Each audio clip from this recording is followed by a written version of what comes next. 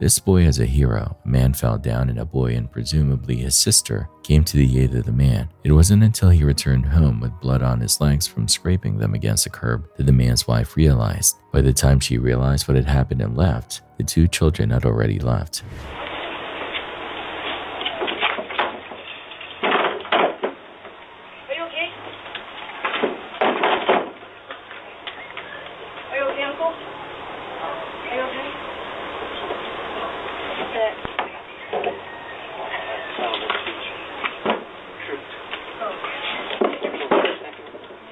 Despite the scrapes on his legs, his dad is doing okay. He was fortunate not to bang his head on anything when he landed in the grass. Major props to that young man though.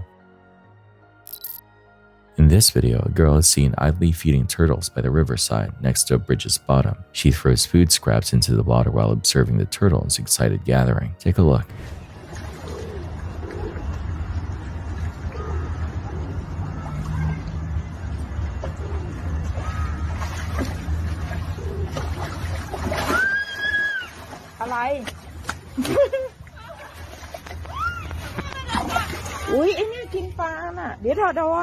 A huge lizard, possibly a Komodo dragon or a large monitor lizard, emerges from beneath the bridge. The girl is startled by the sudden appearance and immediately retreats from the water's edge. Although these reptiles rarely attack, their size and strength make them formidable in the wild.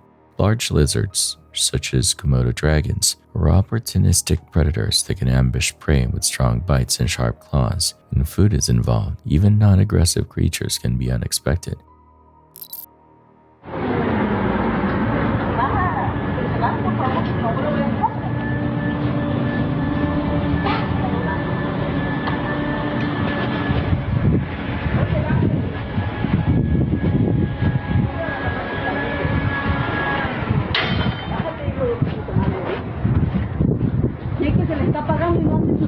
In Tabasco, tempers flared when a woman confronted a group of electrical workers who had come to disconnect her power. Instead of words, she chose a weapon, swinging a machete nearly as tall as she was. The standoff quickly turned chaotic.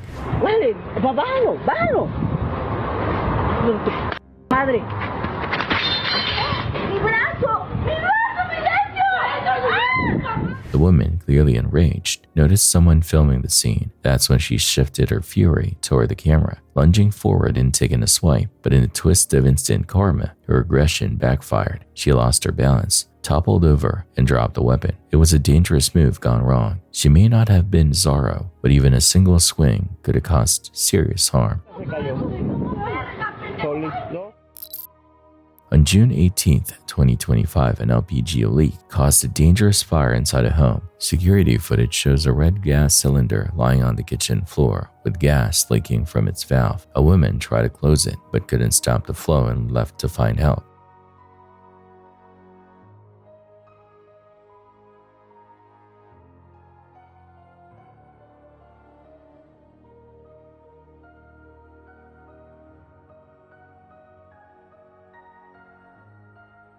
Minutes later, she returned with a man. By then, the room was already filled with gas, making the situation extremely hazardous.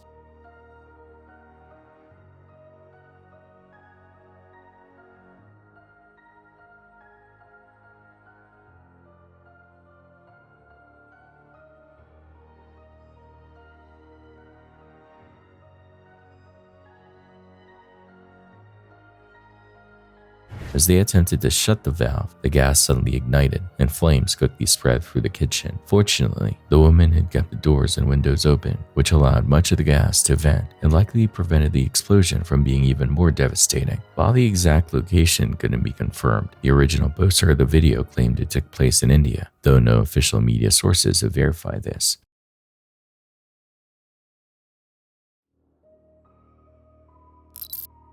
A YouTuber going by Bear with Hat shared footage of a tense encounter in Keller, Texas. After leaving a friend's house, he noticed a car tailing him. To test whether they were really following, he faked an entrance onto the highway and instead slipped onto the service road. When he pulled over to check, the trailing car mirrored his move. That's when he knew they were after him. Without a dash cam, he relied on his phone, trying to capture the plate for 911. The car pulled ahead, given a moment to plan, until two passengers suddenly got out. He didn't wait to see what they wanted. He hit the gas, speeding away and narrowly escaping with what could have turned into something far worse.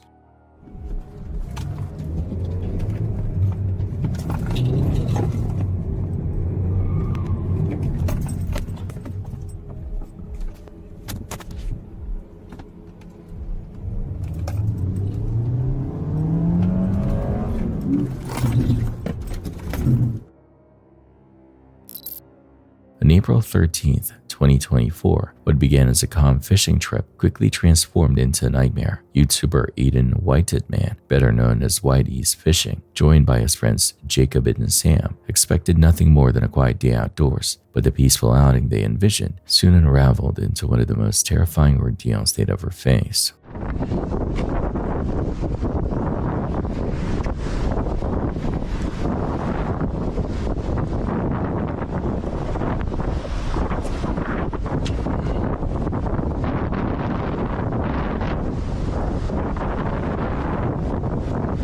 Oi, I don't reckon you're getting it.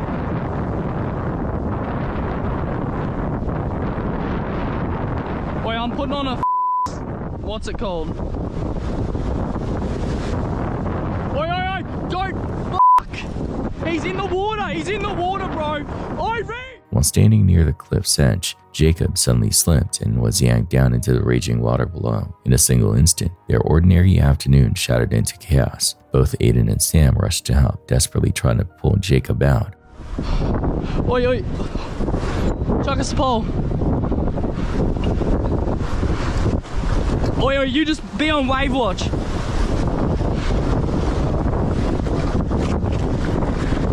Oi, hold that. Go, just climb yourself up. Oh! Oi.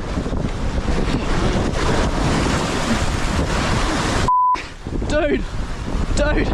Oi, big one. You're gonna have to come up, dude. Try come up. Hold that. Oh, dude, you're gonna cut yourself. It's all good, don't worry about the rod. It's just... Here, hold this. Go, climb. All right, try get a foot grip. Just try get a foot grip. Come on, brother. Oh, fuck. Yeah. Boy, go. Start coming up. Oh, I got you. Sam, bro. Dude. Grab rod. Fuck. Holy fuck.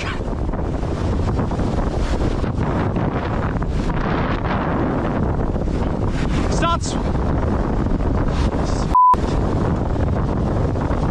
Just don't panic.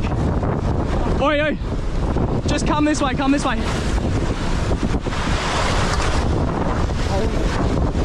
Dude! Come up here. Oi, you're gonna need to come this way, man. Reed, come this way. Swim out here. Just swim out here, man.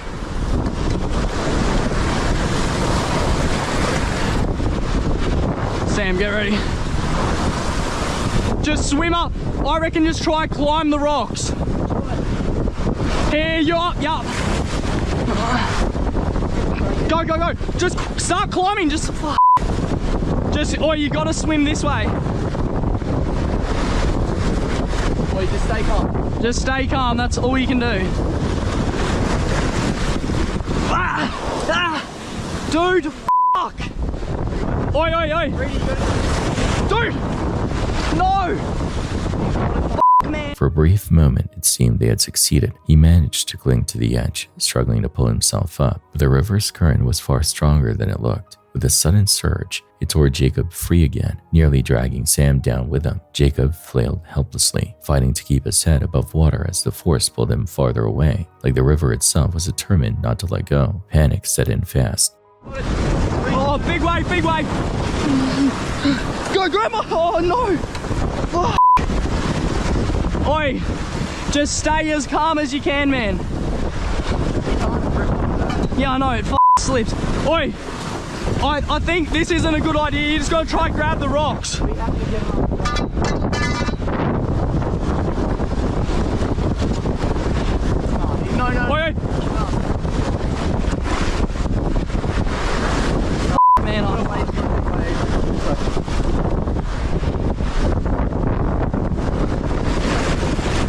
gotta come this way. Oi, oi, here. Get ready. Swim right. Swim this way. Yeah. Oi, another big one. This is fun.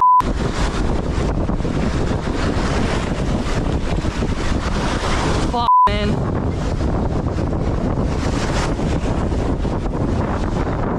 I don't reckon he keeps trying to grab this because it just...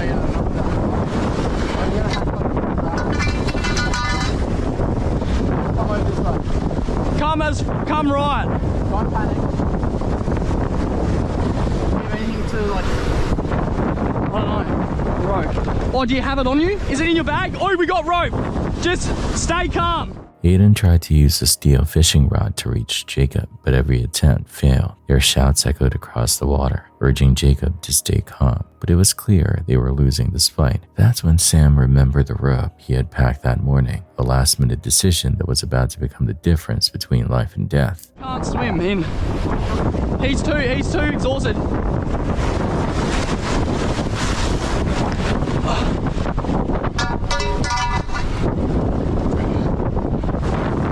He's just getting f***ed, man. We can't jump in, because if we jump in, we're all f***ed.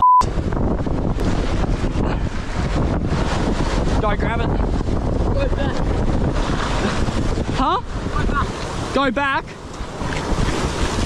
Go get good footing. Just hold on to this and let it ground you. Go stand on that. Go. F***.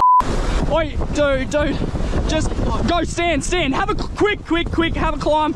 Holy fuck. Get up. Get up. Get up. Holy fuck. Can't.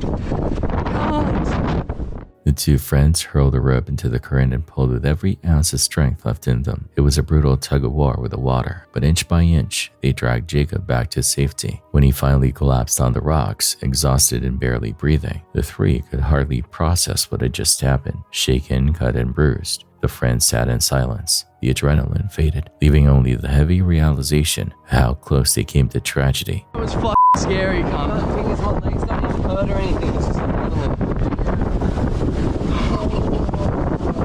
Dude, holy fuck. Oh fuck. Oh, that was, I thought you were dead. We were like, we can't jump in, because if we all jump in, then we're all just fucked. That was fucking scary, cunt. The thing is, my legs don't even hurt or anything. It's just adrenaline. Dude, holy fuck. Oh fuck. Oh, that was, I thought you were dead. We were like, we can't jump in, because if we all jump in, then we're all just fucked. What should have been a carefree day of fishing had turned into a chilling reminder how quickly nature can turn. One thing was certain, none of them would ever return to that place again.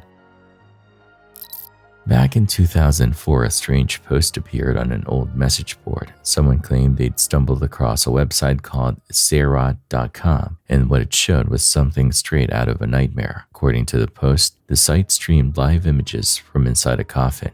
The homepage featured a grim tagline: "Being dead and buried doesn't mean you can't have friends over." And beneath it, two camera feeds. One pointed at the head of the body, another at the feet. At first, the pictures were grainy, hard to make out, but weeks later, the images were swapped for clearer shots. A young woman dressed in a blue shirt, lying motionless in a casket. The frames refreshed every 10 seconds, giving the illusion of a live stream. The site's owner even wrote a chilling explanation, claiming they had traveled thousands of miles, installed cameras inside a casket, and buried it while still transmitting images. They went further, offering the same service to anyone else who might want it for their loved ones. Word spread fast. Forums lit up with debates. Some were convinced it was real, while others dug deeper. Soon the trick was exposed. The live stream was actually just looping images designed to mimic an old webcam. The supposed corpse never changed in all the years the site was active. So why would anyone do this? Most likely for profit. The site was plastered with ads, mainly for adult content, and domain records linked it back to an adult business in West Hollywood, but the creator kept up the act. even posting fake legal disclaimers and claiming police had confiscated their equipment to make the illusion seem more believable. By 2013, Sayrod.com finally disappeared. Its domain eventually sold off and turned into something mundane, a fashion blog, but the mystery of its original creator remains unsolved. And that's the unnerving part. Someone out there spent a decade maintaining this coffin cam hoax, carefully curating a fake glimpse into death for clicks, for money, or maybe for reasons we'll never know.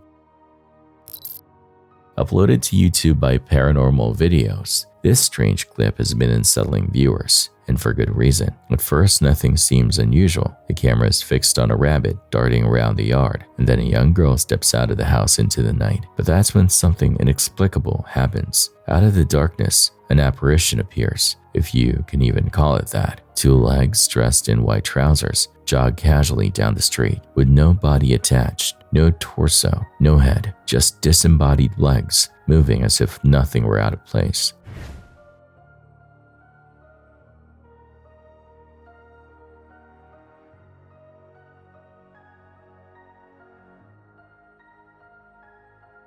The clip raises so many questions. Why was a child outside at such a late hour? And more disturbingly, what exactly were those legs? A trick of the camera, or proof of something paranormal walking or running through our world unseen? Whatever the answer, one thing is clear: this is no ordinary late-night recording. It all started in 2010 when a bored 4chan user began typing random URLs into their browser, hoping to stumble on something strange. Most were dead ends, until one worked. Mortis.com. What appeared was unnerving: a black page, a single login box, no description, no clue what the site was, just a name, Mortis, the Latin word for of death. The user shared it online, sparking a frenzy. Within days, threads filled with theories. Was it government, a cult, something worse? But just as the mystery spread, so did the site's resistance. Archives of it vanished. Even the Wayback Machine was wiped at the owner's request. Whoever was behind Mortis didn't want anyone to look closer. Then came the discoveries. Investigators unearthed terabytes of encrypted data tied to the site, an impossible amount for the late 1990s when it was first registered. Hidden inside were files as large as 30 or 40 gigabytes each. Some names matched pirated Blu-rays, others were indecipherable strings of code, and the man behind it all, a San Francisco dentist named Thomas Ling, linked to dozens of bizarre domains like Thulo.net, which displayed nothing but the words "dead but dreaming." Was Mortis just a glorified media server, or had people stumbled into something darker, a project meant to be hidden? The site went offline in 2011, but the story refuses to die. Every trace scrubbed, every archive erased, every answer smothered by silence, and that login screen, blank, eternal, still leaves a single burning question. If Mortis.com was truly harmless, why does it feel like we were never meant to see it at all?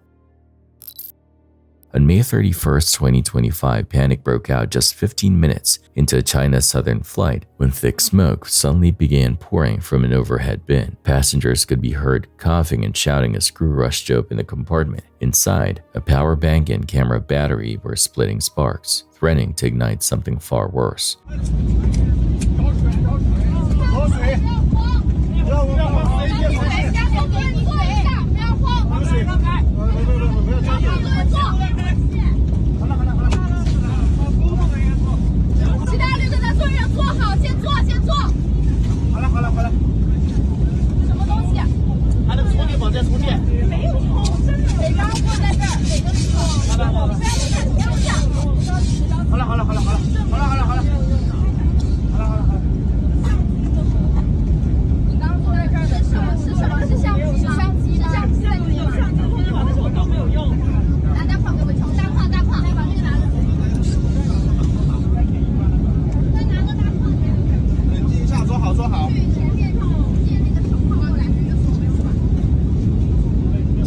With seconds to act, a flight attendant grabbed a fire extinguisher and blasted a small blaze. before it could spread through the cabin. The pilot immediately turned the plane around, racing back to Hunga International Airport. The jet touched down safely 15 minutes later. Thankfully, no one was injured, but the airline issued a sharp reminder. Lithium-ion batteries can be ticking time bombs in the sky if not handled properly, with some carriers around the world already banning certain power banks. This close call shows just how quickly everyday electronics can turn a routine flight into a life-or-death emergency.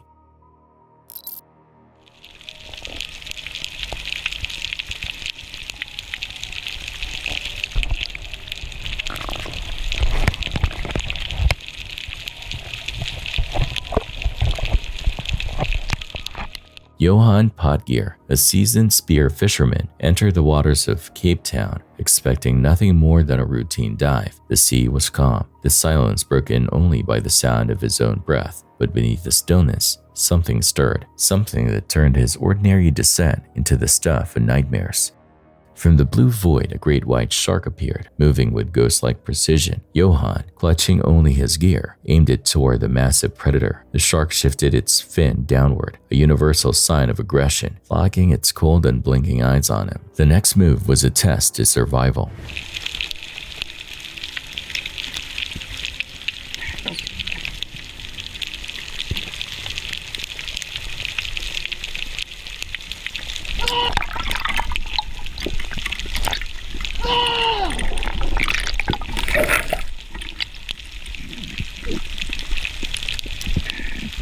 With no warning, the shark swung into a sharp turn and charged full speed. The ocean seemed to freeze around him as the camera captured every second. Just as impact felt inevitable, the beast veered away at the last moment, vanishing back into the depths as quickly as it came.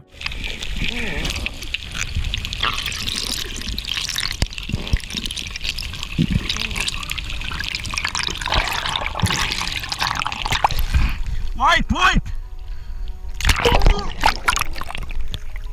Pas op voor die white!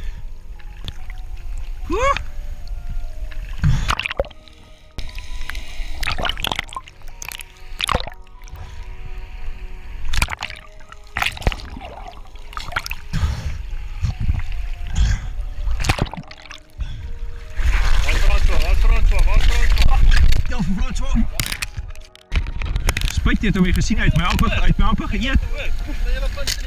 Yes, hy teen my. Ek stoot hom weg. Waar is hy nou, man?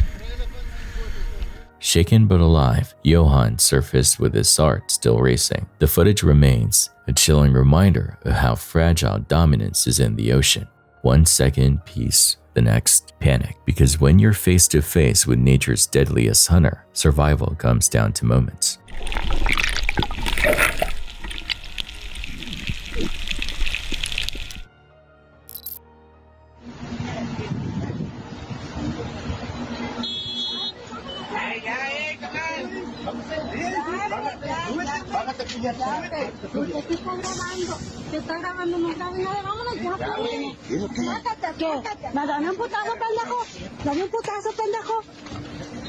Observe this clip from Mexico. It seems to depict the fallout from a road rage incident in which a man got on a bus and confronted the driver, leading to a brawl.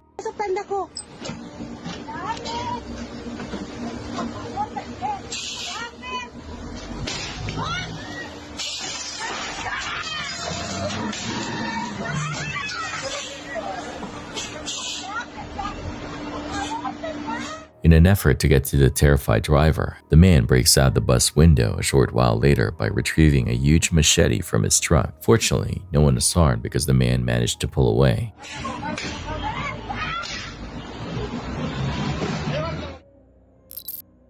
In the year 2000, a chilling chain message began spreading like wildfire across AOL Instant Messenger. If a man named Slave Master contacts you, do not respond. He has killed 56 women he met online. This is no joke. Forward this to every woman you know.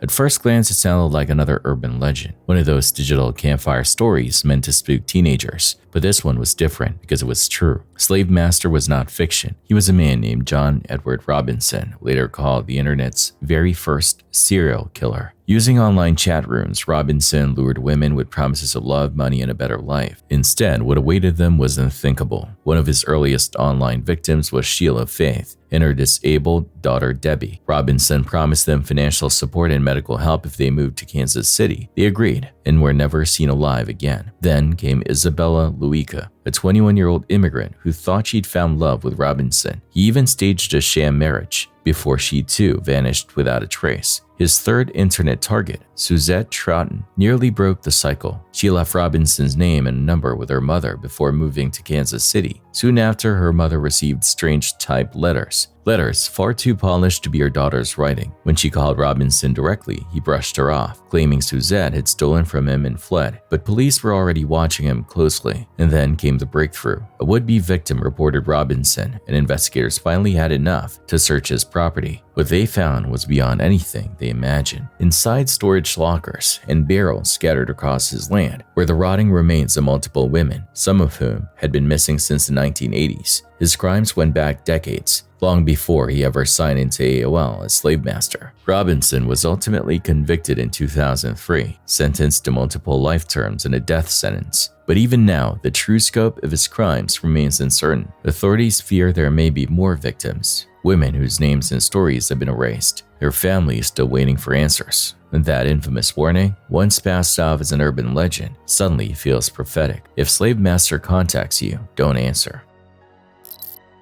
Rosin Cisco has built his reputation on Instagram for glossy cinematic car reels. His Audi A3S always the star of the show, but his latest upload wasn't about horsepower or style. Instead, it's gone viral for all the wrong reasons. The clip starts like his usual night drives, empty streets, headlights cutting through the dark, music low in the background. Then, out of nowhere, someone appears, a woman, standing directly in the middle of the lane.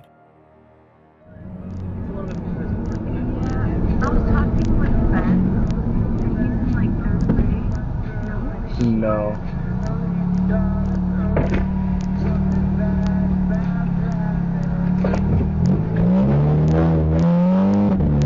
Didn't even say anything. She just went like this, and I don't know if she got like. Yeah, no, that gave me a bad vibe. Yeah, Because it was like running away from one of the kids, but that's weird. But it's also like, bro. At first, it seems harmless, maybe just a late-night pedestrian, but within seconds, things feel off. She doesn't wave, doesn't flinch, doesn't acknowledge the car at all. Her movements are slow, unnatural, almost like she's not really there. And the strangest part? The stretch of road is isolated. No houses, no shops, no reason for anyone to be lingering at that hour. Inside the car, tension builds fast. With no signs of her stepping aside, Rosin makes a split-second decision, accelerate and pass her. The footage cuts abruptly, leaving followers without answers. Comments flooded in immediately. Some think she was lost, others swear it's a setup, while plenty are convinced they just watched something paranormal caught on tape. Whatever the truth, one thing is certain, this video has people talking, and nobody can agree on what they really saw. This next video was uploaded to YouTube by a man named Jack Stevens, a man many are calling brave because while most people would have run, he stayed calm and kept recording. Jack had checked into the famously haunted Biltmore Hotel in Providence, where countless ghost stories have been told for decades. But instead of a quiet night, he found himself face to face with something unexplainable. Okay, making a video. I'm here at the Providence Biltmore Hotel. I'm in room 1102. I'm making this video because it's like 2 in the morning right now.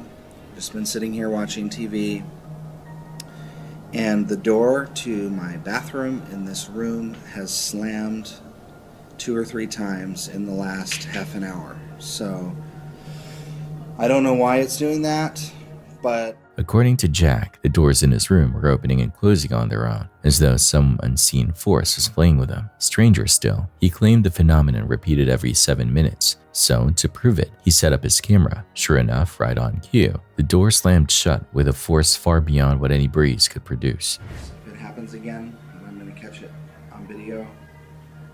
If it doesn't happen again, then I'm going to set my camera down and try to just let it sit there and wait and catch it when it happens.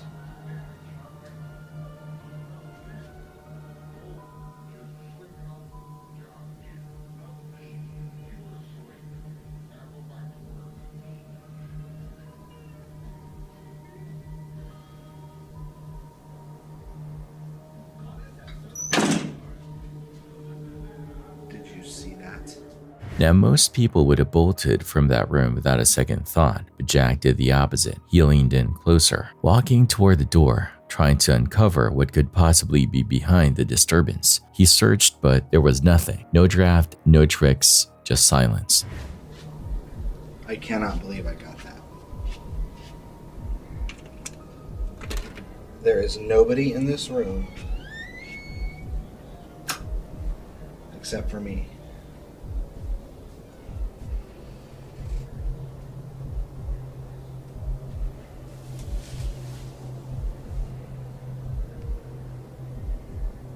That is the freakiest thing ever.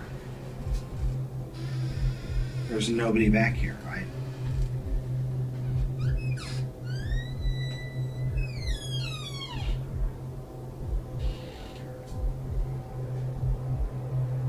When he uploaded his video, it quickly went viral. Viewers were split. Some accused him of faking it with clever editing, while others swore the footage was genuine proof of the Biltmore's haunted reputation. One commenter even shared their own unsettling experience at the same hotel, adding fuel to the debate. So, what do you think? Just another internet hoax, or undeniable evidence of something restless still lingering in the halls of the Biltmore?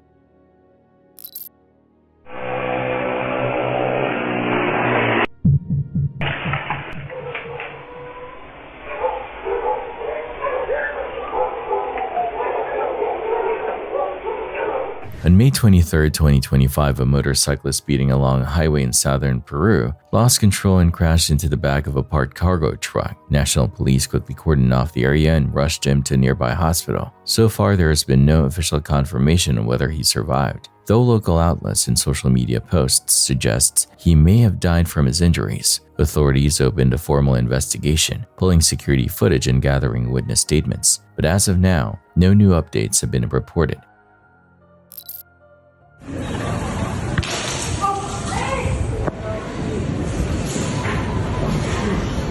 The exact cause of this one is unknown. It comes to us from Germany, where a man is seen spilling a huge glass bottle of liquid on the ground as he leaves the store.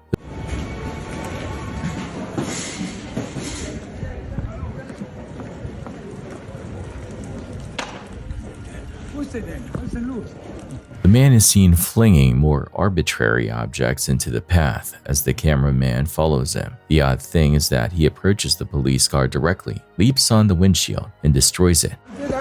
Yeah.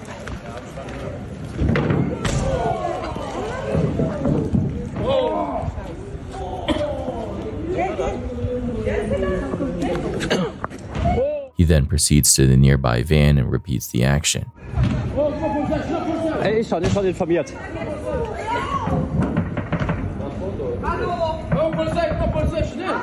Ich hab Bescheid gesagt. The offender simply continues to walk away, despite the authorities' prompt intervention. Eventually, the individual begins assaulting an unidentified bystander, and the cops apprehend him.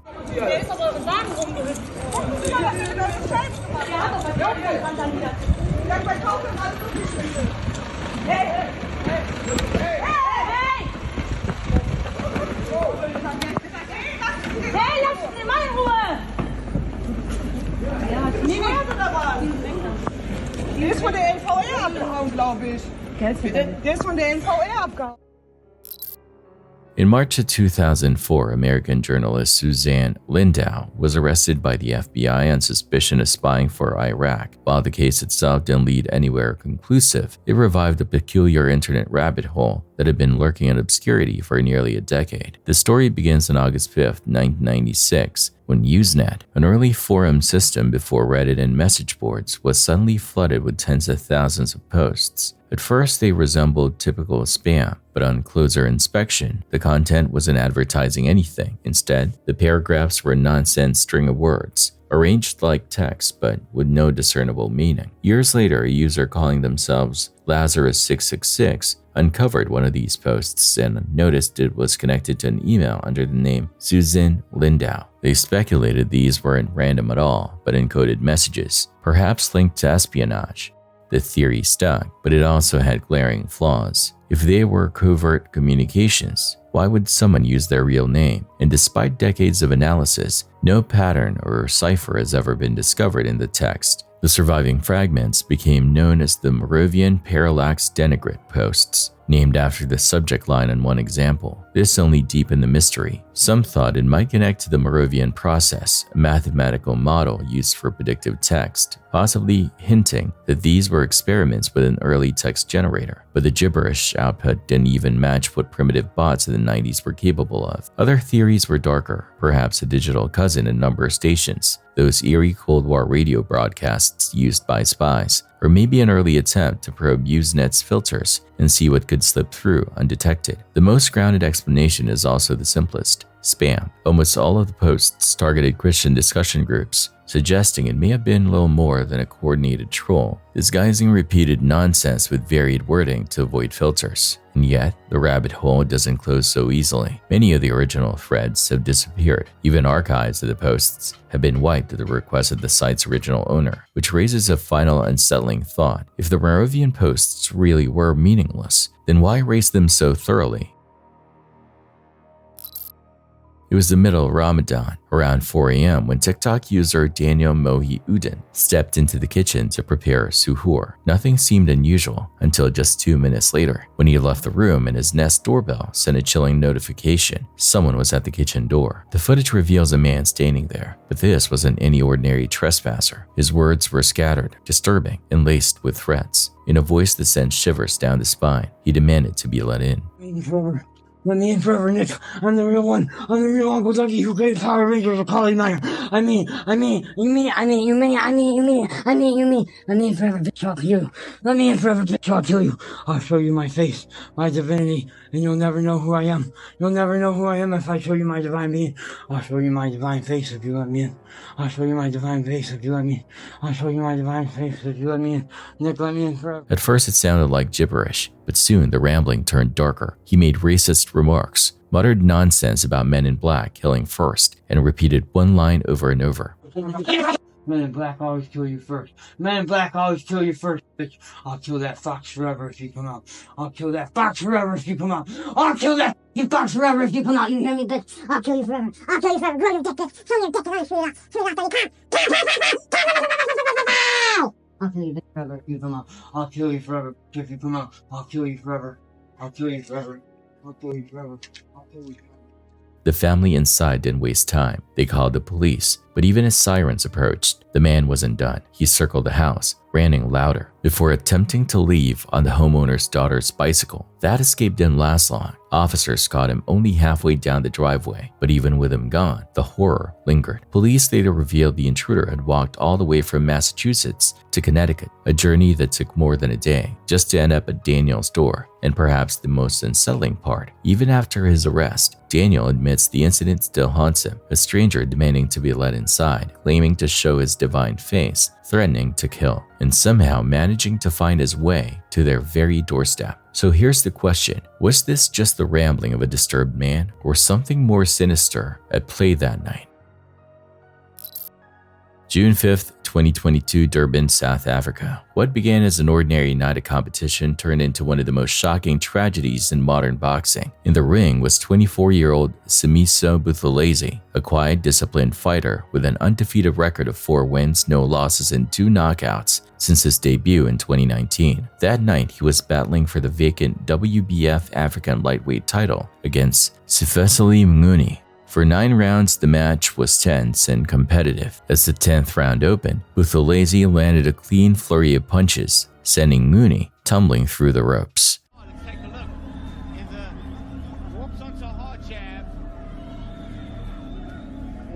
The crowd roared, believing victory was within his grasp. But then, in a moment that no one could have predicted, everything changed.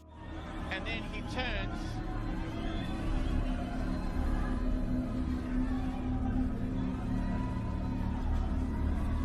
And then he looks at the referee like he carries on like he wants to fight. And he doesn't know throwing punches. He doesn't know where he is. No.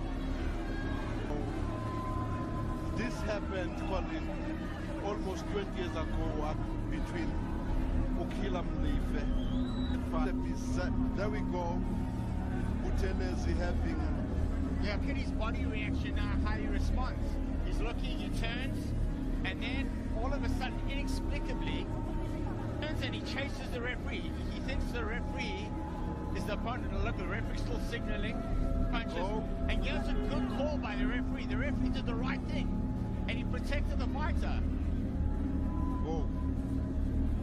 This is...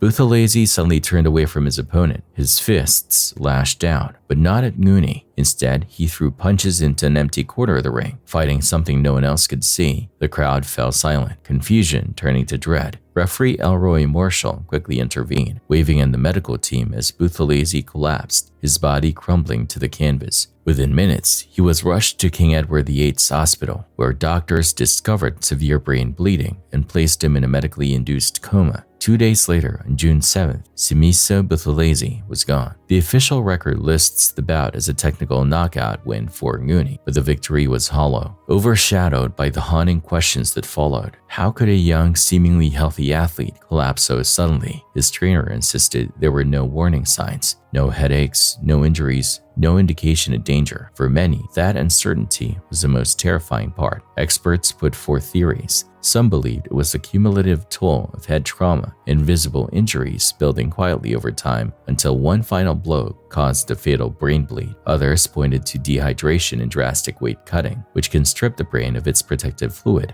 and leave fighters more vulnerable. Yet none of these explanations offered a clear answer. In the aftermath, grief quickly spread beyond his family and team. Mooney himself became the target of online abuse, falsely accused of causing Simiso's death, despite there being no evidence of foul play. Governing bodies responded with promises of stricter pre-fight medical testing, including neurological screenings, in hopes of preventing future tragedies. But for those closest to Simiso, no regulation could erase the loss. A bright career and a promising life ended in front of thousands of witnesses, not by a knockout punch, but by something far more insidious. An invisible threat hiding within the sport itself. Boxing was left shaken, a chilling reminder that sometimes the most dangerous opponent is the one you can't see until it's too late. You may have seen sword fights in pirate movies, but how about a restaurant? A tense standoff erupts as several men close in, clearly intent on hurting the man dressed in black. With a flash of steel, two of them pull out massive machetes, the kind you'd expect to see in a survival film rather than on a city street. What follows looks less like a street fight and more like a medieval duel. The blades glint under the light as the men square off, each step measured, each swing promising devastating consequences. The atmosphere is thick with danger as bystanders realize this is no ordinary brawl. This is a battle with weapons that could kill.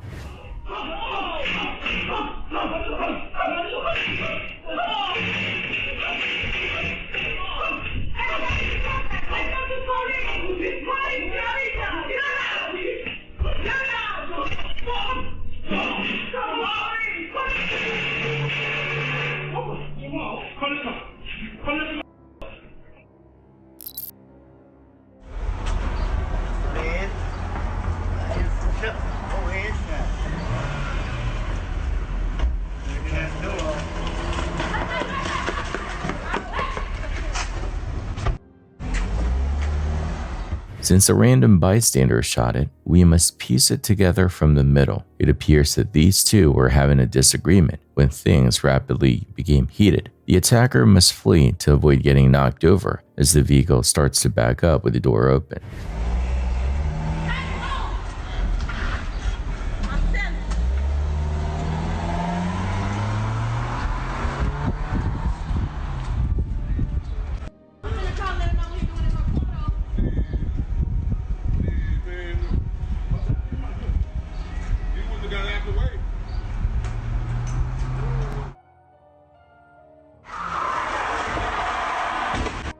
Someone with a pistol appears as the driver is speeding off, and the suspect takes it before killing the driver, who is turned around and is sprinting back toward the armed man.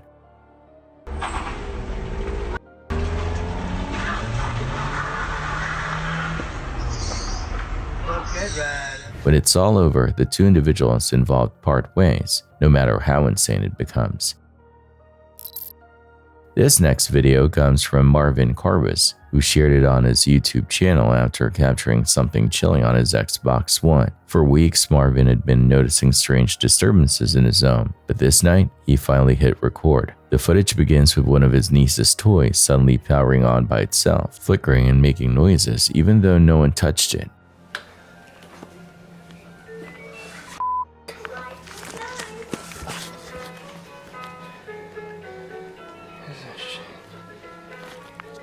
Shit ain't funny anymore, man. The fuck, dude?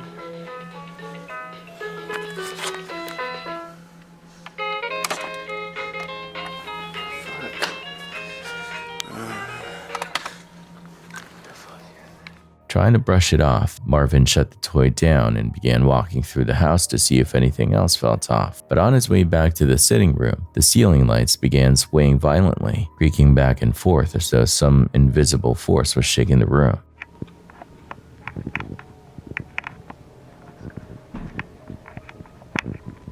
Oh, what the fuck?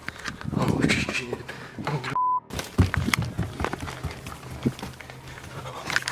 Startled, Marvin ran, desperate to get away. But here's the part that makes her skin crawl. Just as he was leaving, the camera catches the toy, turned off moments before, glowing again in the corner of the room. Only at this time, it wasn't just noise. A faint laugh can be heard. Was it the toy's built-in sound, or something else now playing with it?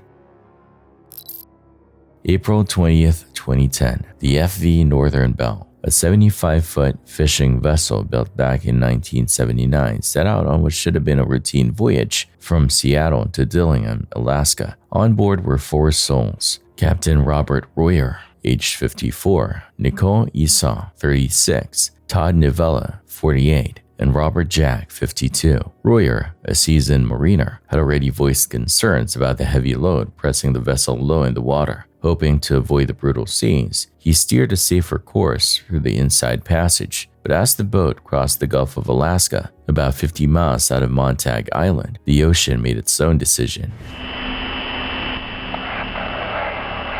Mayday, mayday, mayday.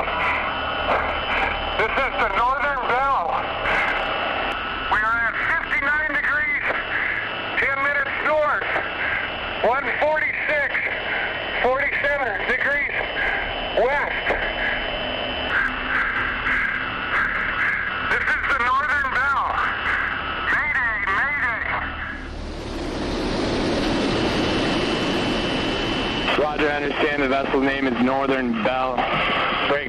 Vessel Northern Belle, this is United States Coast Guard, Kodiak, Alaska, communication station on 4125, over. Yes, Coast Guard, Northern Belle.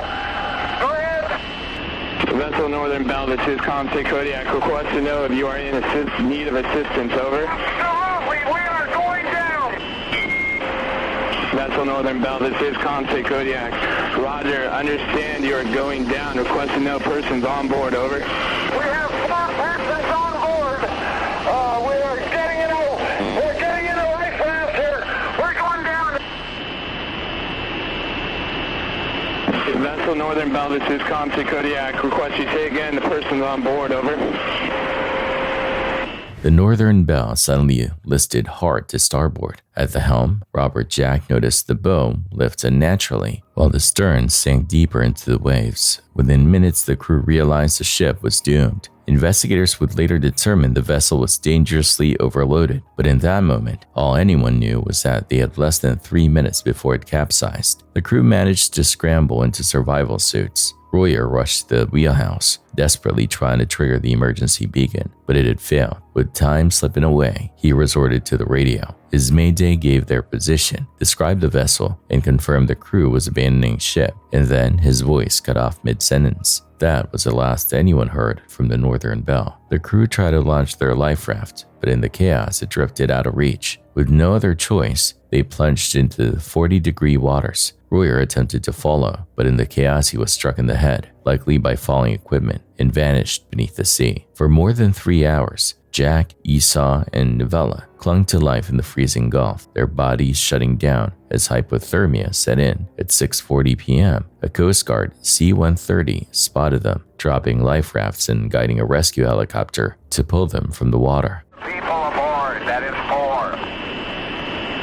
4. Vessel Northern Bell, this is Constant Kodiak. Roger, understand you have 4 persons on board. Request to know description of your vessel, the make, length, and color. Over. Target sight, Bassett's going out the door. Doing great back there. Bassett's going down.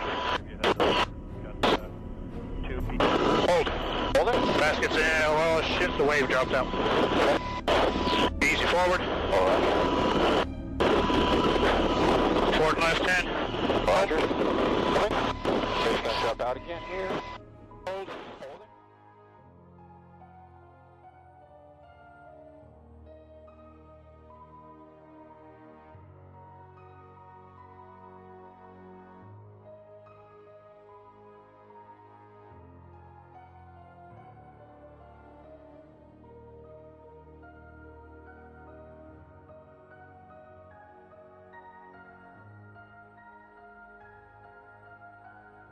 Captain Royer was later recovered unresponsive, pronounced dead. His dog, also aboard the vessel, was never found. The Coast Guard investigation confirmed what Royer had feared. The ship was fatally overloaded, with lumber and cargo packed too far to the stern. Flooding in the engine room sealed its fate. The beacon that failed left only his voice. His last call for help is the reason his crew survived. In the end, his sacrifice bought them time. Time enough for the rescue to arrive, even as the Northern Bell slipped beneath the waves forever.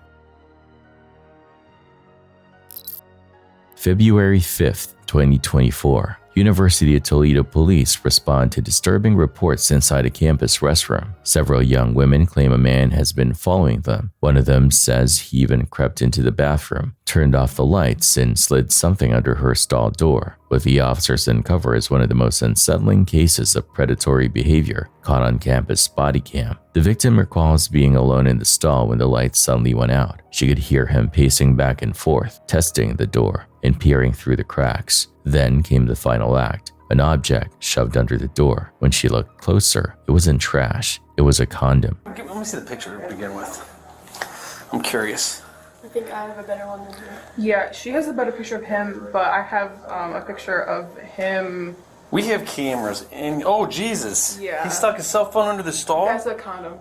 Oh, he stuck. Oh, God. I didn't even look at it close enough. Yeah. He stuck a condom under her stall while she was in there. What?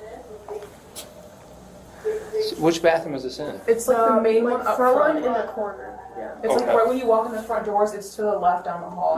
By the vending machines? Yeah, but it's down, like across going from the that way. big down. This is a picture. So she, like, that happened, and then she came to class, and I was there, and she told me, and I was like, we have to go see, like, because someone walked in after her, and when she walked out, and she told me, and then I was like, we have to go see if that. in this building. Yeah. Yeah. And so I was like, we have to go see if that girl's okay. So like we went back down there, and he was in front of us, and we took that. Yeah, because I was in the stall for like 10 minutes and nobody else was coming in. So I didn't want to leave because he was the only one in there. So then a girl finally came in and she was like, is the bathroom closed? Because all the lights were off. But then I heard her come in, because when he came into the bathroom after, he turned the lights off. So then So as he entered the bathroom, he hits the lights. Yeah, so basically. So he's in there with you with the lights off. Yes, basically I'm down there in like this, at this table. Yeah, just doing start my from homework. me, sorry. But then I went into the stall, no one else was in there, and then I get in the stall, and then all the lights turn off. And I'm like, oh gosh. And so he's pacing in front of the stall doors, and he's like going in the stalls next to me, like looking in the cracks. And Trying to find where yeah, and stall then he you're starts in. like pushing on my door to like open it. But I just like stood there and was quiet the whole time, like I didn't know what to do. But then he went over to his bag and he unzipped it.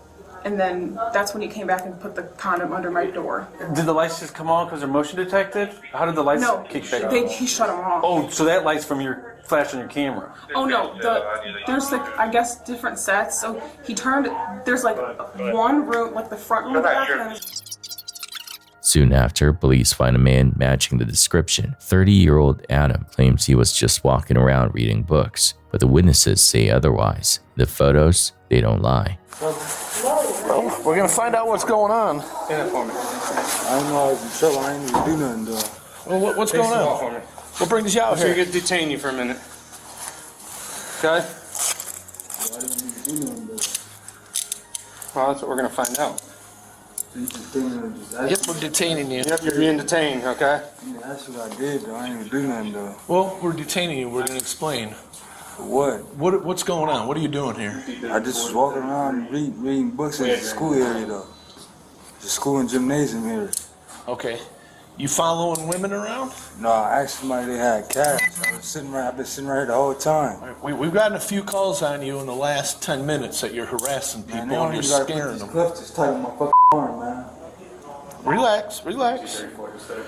You got anything on you that you're not supposed to have? I can loosen up a little bit for you, okay? I'm doing something wrong, though, man. Hold on, I'm gonna loosen up for you, okay? You've frightened a few people. We're over in. I ain't trying to fight nobody. Okay, I understand that. Just leave. I ain't trying to go with nobody. I stopped going with people. Do you have any warrants? No. No warrants that you know of? No. Where you stay at? I stay on Church Street Mission. You stay at the Mission? Yeah. Do you have a driver's license? Do you have any ID on you? I don't got no driver's license right now to be using. Okay. But regardless, if you ain't got no warrants, you're gonna be on your way.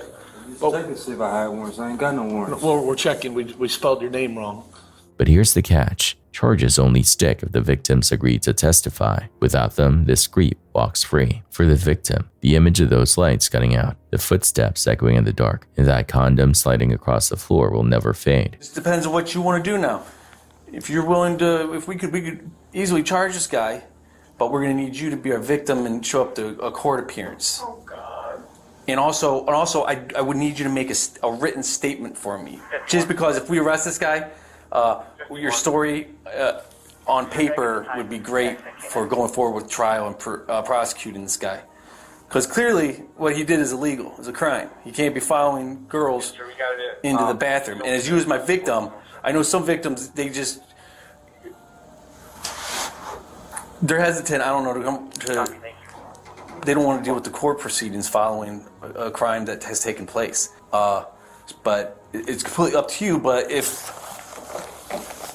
I can't force you, obviously, in the court. They'll subpoena you, and they'll want you to show up. But if you don't show up, they're just going to drop every charge that I put on this guy.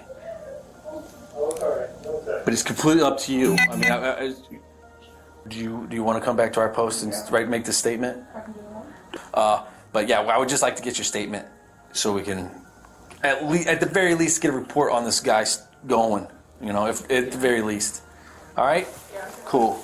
Police explain the reality. Surveillance cameras across campus confirm his presence in restricted areas. The victims have already provided images. He's banned from campus, warned that if he comes back, he'll go straight to jail. Not right now, anyway. If Toledo don't want you, man, you're gonna be on your way. But I'm gonna tell you right now, I don't care about your cigarettes, but I'm gonna trespass you. Don't come on the university property. If you come back, you're going to jail. We clear? So we're going to get you the fastest way off campus, which is going to be that way, north. Once you hit Bancroft, cross the street, go inbound or go outbound. You're not coming back on UT's property. If I see you back again, I'm taking you to jail. I don't even care about this place, dude. Well, don't come back, okay? So if you don't, if you come back for school, that's fine. But if you come back for no other business, you're gonna end up downtown. I don't think we're going to start doing that, right? I'm trying to leave out of here. Okay. So as soon as they verify, out you go.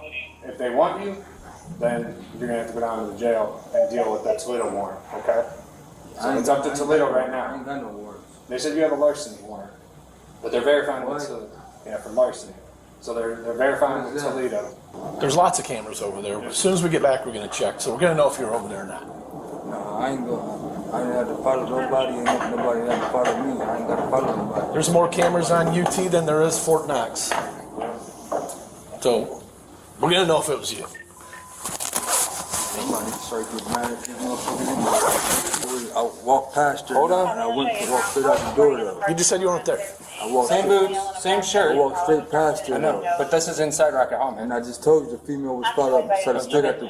This is Rocket Hall. Trained by me. Look at this. This is I Rocket just Hall. told you that, though. I know, but I'm telling you, this is Rocket Hall. This ain't outside. I was never in there, though. You are right there, though, man. I walked past her. That's at 1 something. You didn't walk past. You walked through. And I walked straight past right there. her. You don't want to look at it because you know we're right. I just looked at it, dude. I just said I walked straight past her. You see, I ain't got no reason to be at the door. This isn't anything but saying, hey, Officer Marsh Yeah, I'm saying had this individual. He's willing to show up on this court date right here. I can't sign because I got an injury in my hand. Also, that's the last time that I was. Just give me a scribble, man. So I gotta do is just go. Just give me a scribble. That's good enough for that right there. Okay. Is it? Okay. So what I'm saying is, we're clear on not coming back on the campus, right? So right here. You gonna sit out here? You can go to 7-Eleven. The suspect may be gone for now, but here's the real question. What happens if no one presses charges? Will this man disappear for good, or will he find his way back into another restroom, searching for his next victim? Caitlin never expected a quiet night at home to unravel into something out of a horror film. She was alone when the first noises drifted up from downstairs. Grabbing her phone, she began recording, only for a single loud thud to send her racing back under the covers.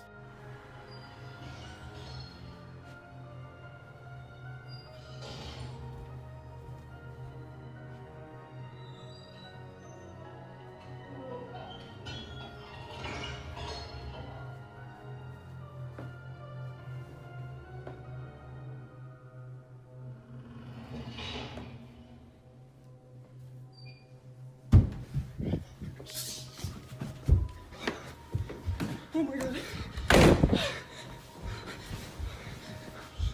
Viewers later mocked her choice, asking how hiding in bed could possibly protect her from whatever was lurking below. But things only got worse. Both the front door and bathroom door slammed open violently, as if shoved by invisible hands, before crashing shut with bone-jarring force.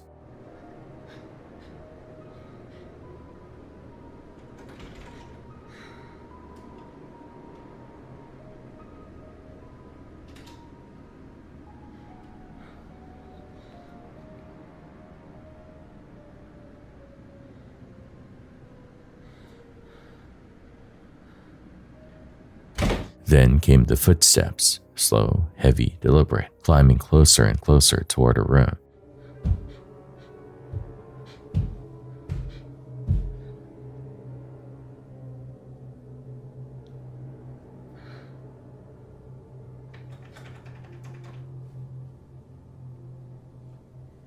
And then silence. Nothing entered. The footsteps stopped just outside. Caitlin sat frozen, straining to hear, her heart pounding loud enough to drown out the quiet. She later confessed that the terror was so great she packed her things and fled the house that very night. But here's the part that still haunts viewers. If nothing ever came in and nothing ever went back down the stairs, what was waiting outside her door when the camera cut off? Radoslav Rodek-Jajecki was only 29 years old, living in Chesterla Street, County Durham. Originally from Poland, he was known among friends and family as hardworking, kind, and deeply devoted to those he loved. He had already begun planning a life with his fiancée, Magdalena, looking forward to marriage and a future together. On the morning of March 29, 2016, just after 7:30 a.m., Rodek climbed onto his Kawasaki motorcycle to make the short, familiar ride toward Houndskill Industrial Estate in Konzit. It was a trip he had made countless times before, routine, ordinary, and with no reason to think it would be his last.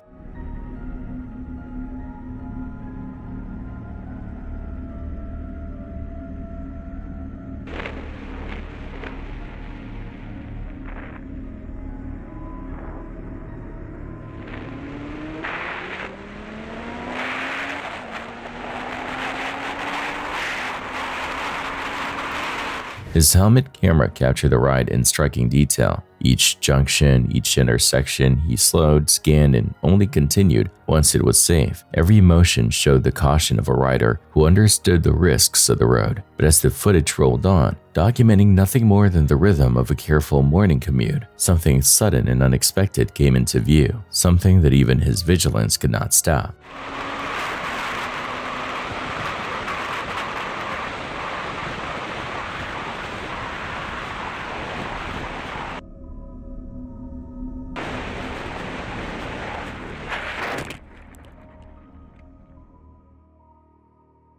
From a side junction ahead, a Vohal Mariva pulled into his lane. At the wheel was a 46-year-old woman from Stanley. In an instant, the path ahead closed. Rodek had almost no time to react. no space to swerve. His motorcycle slammed into the vehicle. The impact catastrophic. When emergency services arrived, there was nothing they could do.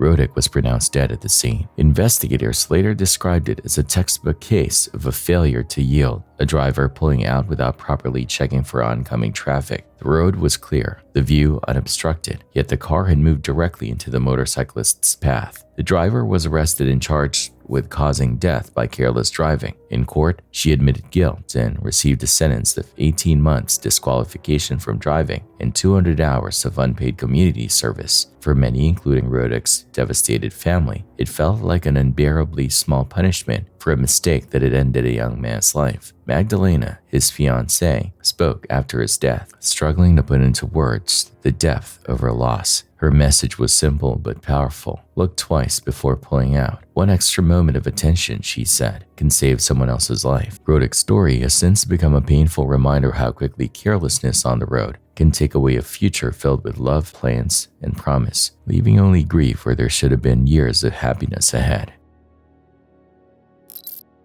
Each year, millions of travelers make their way to Egypt, drawn by the Red Sea's turquoise waters, warm sun, and resorts that promise relaxation. For most, it's paradise, but for some, that dream holiday turns into a nightmare. A handful never make it home again.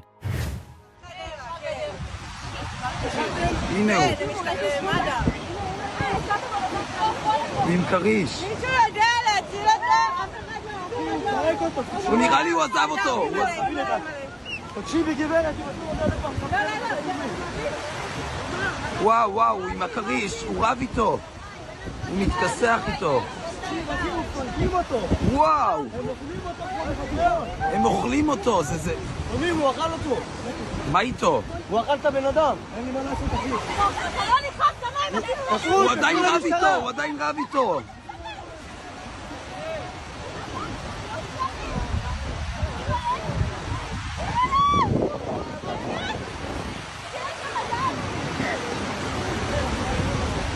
אתם רואים אותו עדיין?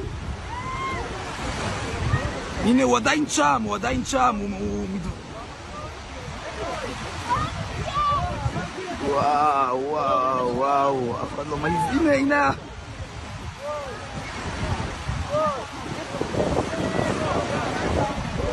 וואו, מסכן הבן אדם.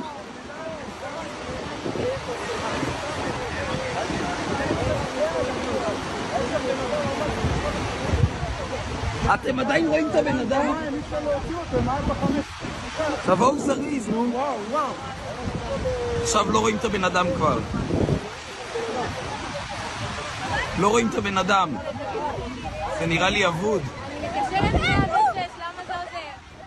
Over the past 3 years, something alarming has unfolded along Egypt's coast. Shark attacks, once considered rare in these waters, have become disturbingly frequent. 4 people have lost their lives. 23-year-old Russian tourist Vladimir Popov, a 68-year-old Austrian woman, a 40-year-old Romanian woman, and 48-year-old Italian tourist Gianluca Di Giola. Each case was devastating, but one in particular shook the world, not only because of its brutality, but because it was caught on video in real time. On June 8, 2023, Vladimir Popov was vacationing with his father in Hurghada, a resort town thought to be safe for swimmers. They chose Stream Beach, a popular spot for tourists. Around midday, Vladimir headed into the water while his father, Yuri, stayed under the shade of a tent. Neither of them could have imagined what was about to happen. At first, nothing seemed unusual. Vladimir swam confidently, waving back at his father on shore. But moments later, the calm was shattered. What followed was one of the most horrifying shark attacks ever captured.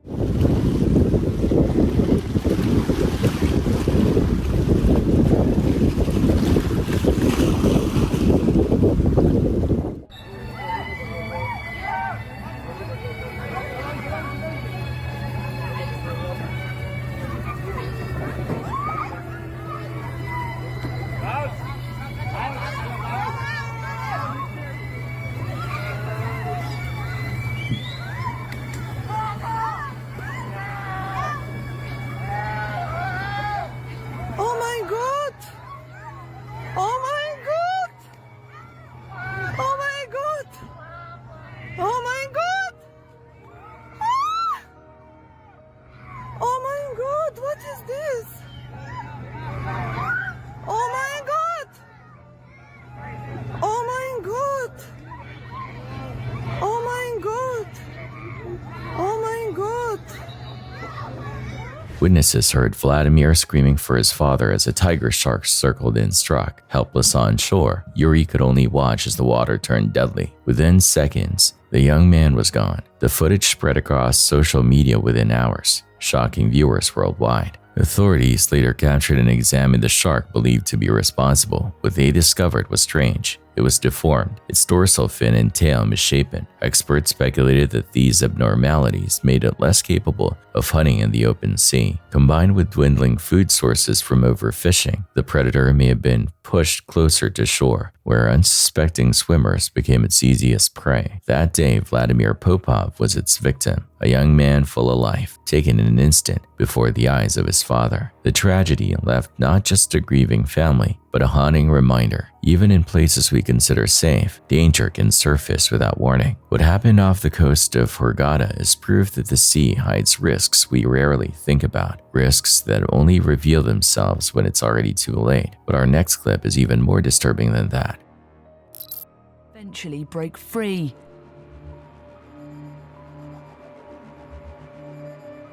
He escaped with some puncture wounds to his feet and a broken ligament.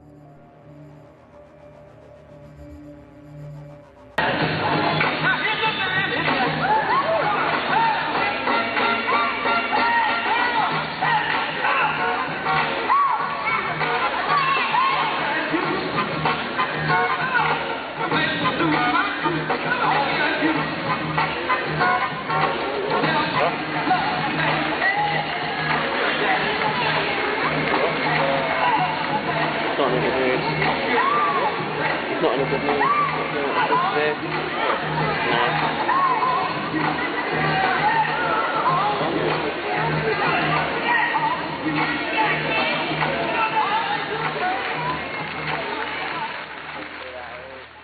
We've all seen the clips, a trainer smiling one second then yanked underwater the next. An orca that dazzles the crowd with rehearsed routines suddenly turns violent without warning. These moments are rare but unforgettable. In an instant, awe transforms into horror, and no case embodies that chilling shift more than the story of a single whale, Tilikum.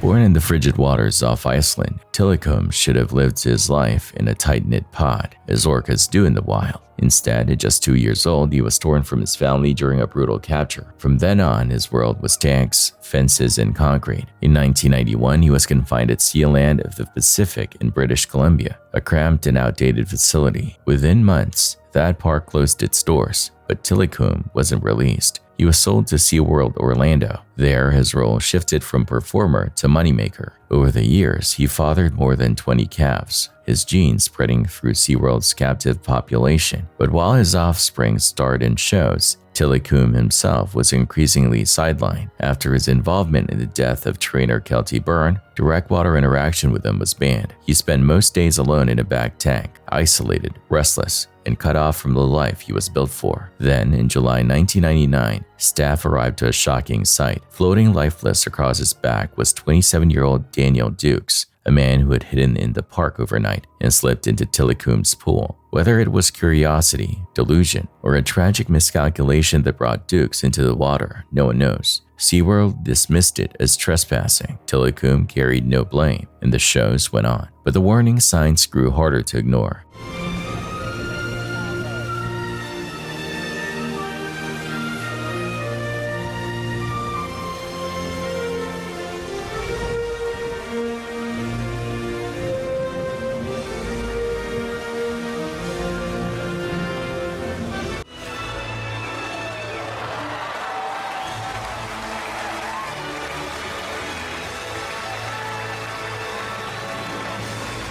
In February 2010, during a routine Dine with Shamu performance, Tilikum suddenly seized senior trainer Dawn Brancho and dragged her beneath the surface. Guests watched in horror as the struggle unfolded for minutes that felt endless. Dawn suffered fatal injuries and drowned before she could be rescued. Some argued it was trainer error, a mistimed cue. Others insisted it was years of psychological damage erupting all at once. Whatever the cause, it was undeniable. Tilikum had killed again. For many, he was a monster. For others, a victim of captivity. SeaWorld defended its practices, but public outrage forced change. Breeding programs were halted. The shows were altered. Yet for Tilikum, the reforms came too late. His health declined steadily after Dawn's death. Suffering from a bacterial lung infection, he spent his last years at a public site. On January 6, 2017, at roughly 36 years old, Tilikum died in his tank. His story remains one of the most infamous in marine park history. A whale taken from the wild, used as a spectacle and remembered for 3 deaths, but also as a symbol of captivity's cost. Tilikum's life is a sobering reminder that beneath the polished surface of entertainment lies a darker truth. When wild creatures are confined, danger is never as far away as it seems.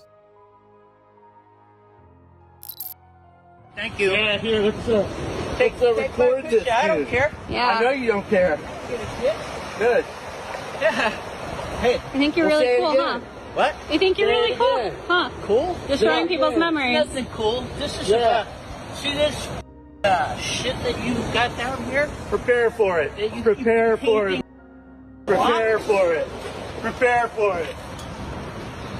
This video captures a man doing something almost unthinkable, tossing memorial stones into the ocean simply because he doesn't like them. But these weren't just random stones. Each one had been hand-painted, carefully made to honor the memory of someone who had passed away. Every stone represented a life, a loved one, a story. Instead of showing the smallest ounce of respect, or even just walking past, this man chose to destroy what others had created in grief. A graveyard for people? Sir, just don't be respectful. It's not that hard to be just... I come to enjoy this ocean. Then enjoy it. And you guys paint, and then you got rocks. Enjoy it. Leave people's memories alone. Build some trash. It's not trash. Make it even worse. Fortunately, a group of TikTokers happened to be nearby. They caught him in the act, ensuring the world could see just how cruel and senseless his actions really were.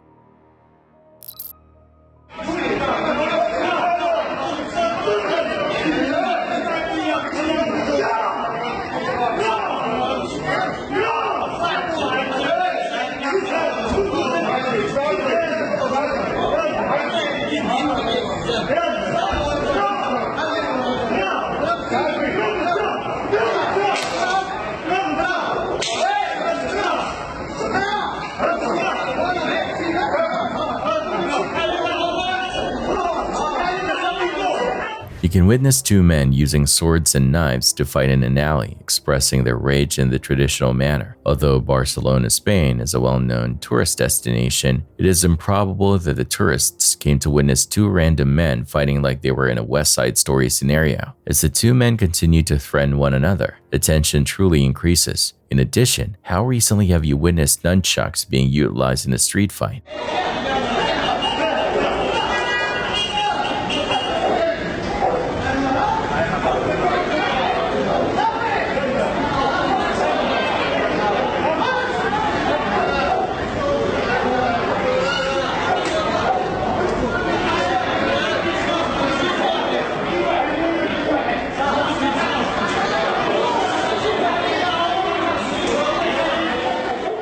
At last, a few step in to quell the raging tempers. Half of the army's police force arrives a short while later. In this next clip, a man exhibits strange behaviors related to a sickness that I think is among the most terrible in the world.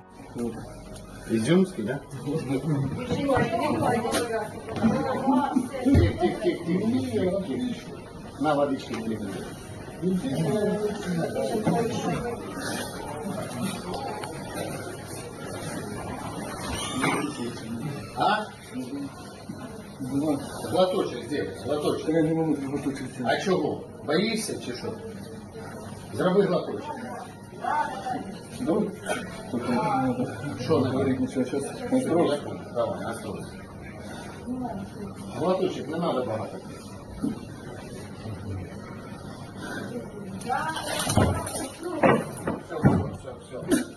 Все, все, тихо. Сядь, сядь, сядь, сядь. Андрей. Фамилия, имя, отчество. Фортун Андрей Васильевич. А? Фортун Андрей Васильевич. Ага. Фортуна. Вот рождение 1995. 13-12. Проживаете? Харьковская область, протокол, Горячевский район. Горячевский район, да? Дыхать начинает.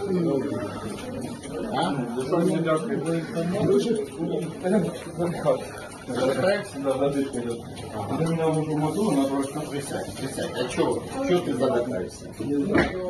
Присядь. Ти кажеш, тебе кішка укусила, да? Было давно. Давно це скільки? Ну, это 3-4 назад. Ну, оно уже почти не отросло, оно сюда было. А воно заживало швидко чи ні? Ну, как мог это сказать? А кішка яка? Обычно. Ну, де це було? В полі. В полі, да? When symptoms appear, the virus spreads through the saliva of infected animals, usually through bites, and moves through the nervous system to the brain, where it causes inflammation that results in hallucinations. Rabies is a virus that attacks the central nervous system and almost always results in death. The reason rabies is so terrifying is that there is no treatment for the disease once symptoms appear, making post-exposure vaccination essential after any possible exposure. Rabies is almost always fatal if treatment is not received, and symptoms may not appear for up to 5 years before the virus enters the brain, making it one of the deadliest illnesses known to man.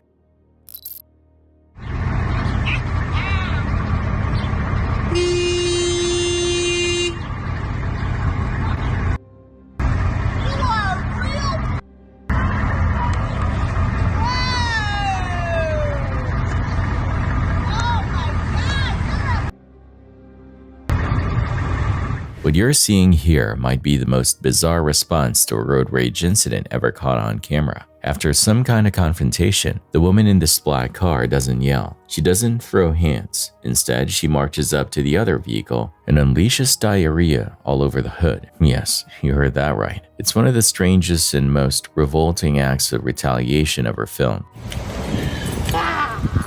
Can you tell us what happened? The lady chased me. She chased me and I asked her not to attack me. She chased you? I have a sickness. You said she chased you? Yeah, she chased me. And I got out and begged her to stop. Police later arrested her, and while she may have had reasons to be upset, no one could have predicted she'd handle it this way. If there were ever a reaction destined for the record books, this is it. It started off like any other night. A young girl sat on her bed quietly playing with her dolls before sleep. Everything seemed perfectly normal, until the doll lying on the floor suddenly began to sing. Its mechanical tune startled her enough that she leaned over to take a closer look. What happened next, however, was far from ordinary.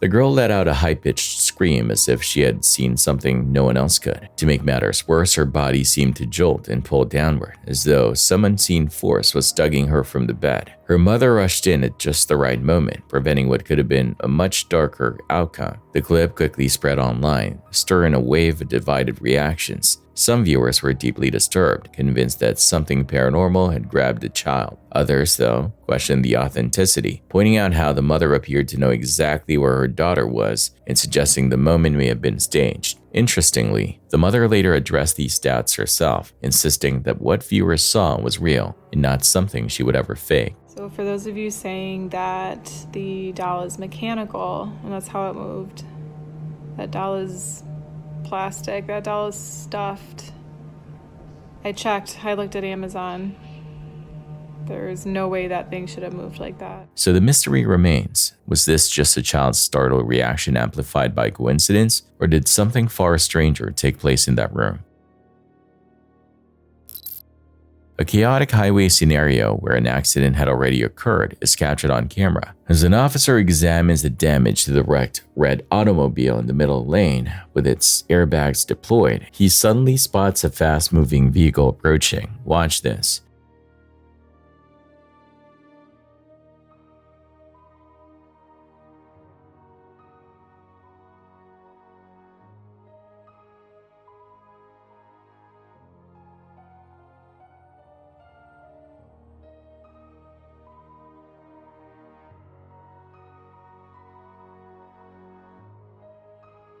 As the police is frantically trying to escape, another automobile rushes toward him, swerving at the last second to avoid a second collision. The fast car slams straight into the destroyed red car, sending it spinning out of control and barely missing the officer. Collisions. This type of secondary crash is a frequent hazard at accident scenes, particularly on highways where drivers might not notice or respond quickly to stopped vehicles. It emphasizes the need for emergency responders to exercise extreme caution at crash scenes because oncoming traffic can quickly make an already dangerous situation much worse.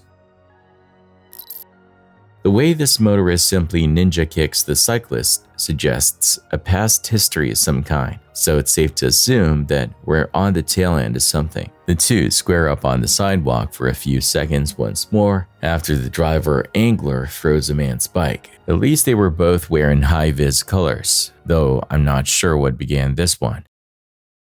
When fighting in the street, you have to keep it safe, you understand?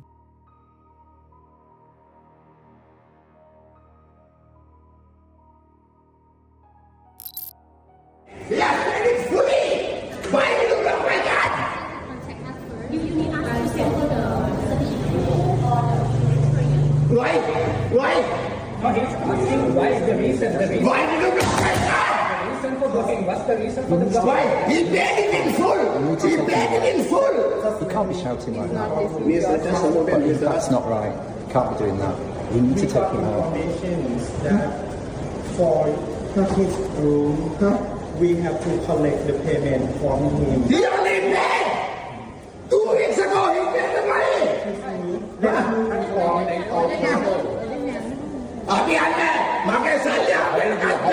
I want the money now! Right now! There's being upset over a hotel bill, and then there's turning into the final boss of Karen behavior. This clip from Thailand shows the patriarch of a family going nuclear on hotel staff. And let's not forget, he's a guest in the country. Online translators say the whole meltdown might have been sparked by a double charge on his room. Fair enough, that's annoying, but most people just talk to the front desk. This guy, he acted like he was auditioning for The Exorcist.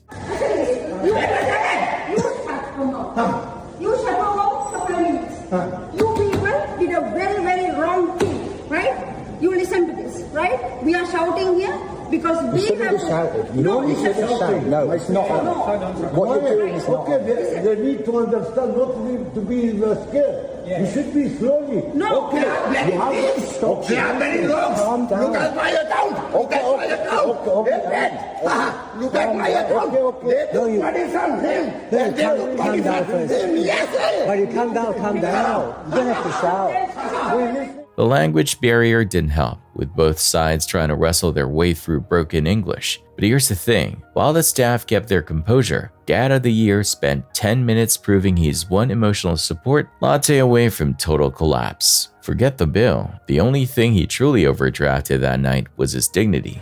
No, we understand you haven't charged, but you can't even block the car. That's... You can't come in, you can't block cars, oh my God! That's not right. That is wrong! They got the price! Bloody wrong! Bloody thief! Bloody wrong! Bloody thief! Don't come here! Go to the door! They are robbing the money! Bloody thief! Bloody wrong! Hold there, stand here! Bloody thief! Bloody wrong! They got price! From my land, across the water, they got go to the government! Bloody thief! Bloody wrong! In Vietnam, a man came terrifyingly close to death after a sudden and violent encounter with one of the world's largest snakes, the reticulated python. Python reticulatus is a species known to grow over 20 feet long and capable of overpowering prey many times its size. In this case, the predator struck without hesitation.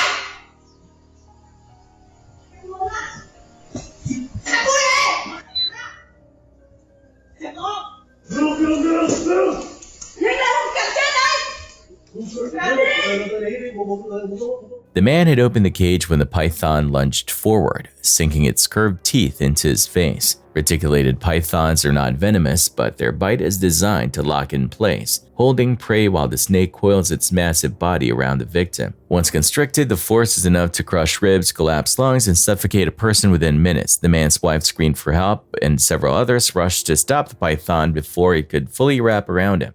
Had they been seconds slower, the outcome would likely have been fatal. These snakes kill quickly, and once the constriction begins, escape is almost impossible without outside intervention. According to Dr. Harry Green of Cornell University, the reticulated python's attack strategy is simple but devastating: bite, coil, and kill. This footage illustrates just how fast the process can begin, leaving little time for the victim to react. Thanks to the quick actions of those nearby, the man survived, but the injuries were severe, and he spent weeks in the hospital recovering from the bite. While he was fortunate, this incident serves as a stark reminder. When dealing with predators of this scale, one mistake can be the difference between survival and tragedy. It was a normal day for this mother and her young one, relaxing before the unexpected happened. A giant python slithered in, sending the mother into panic as she took her young one to another room and yelled for help. The snake left where it entered, but still horrifying to think what could have transpired had the mother not noticed it.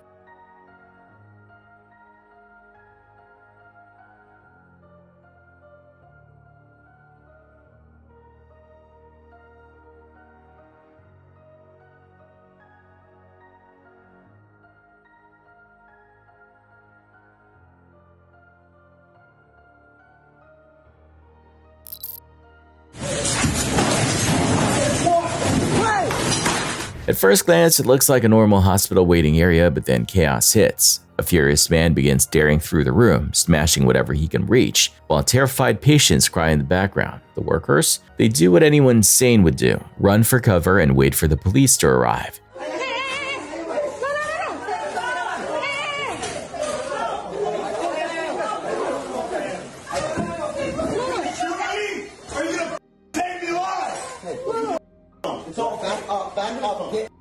Get out.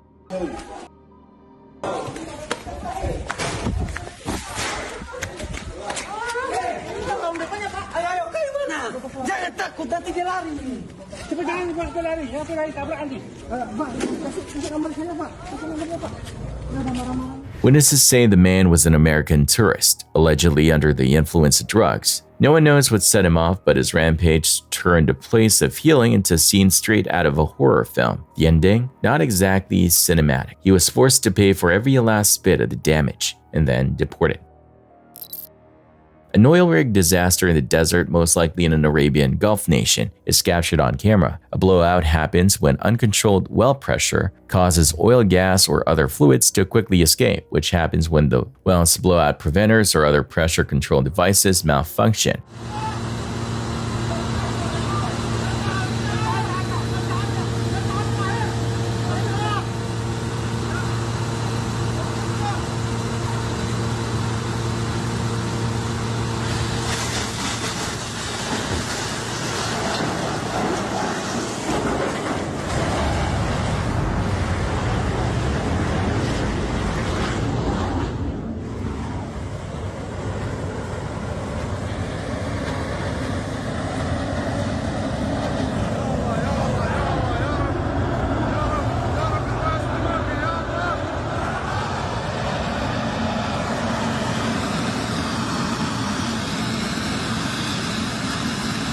A sudden influx of high-pressure gas or fluid from subterranean reservoirs usually cause blowouts. If the drilling mud used to counteract this pressure gets too light or is removed too quickly, the pressure can overwhelm the well's control mechanisms. If nothing is done right away, the force of the escaping gas or oil can cause hazardous explosions, fires, or environmental disasters. Modern rigs include many safety features, but if they malfunction, the consequences could be disastrous.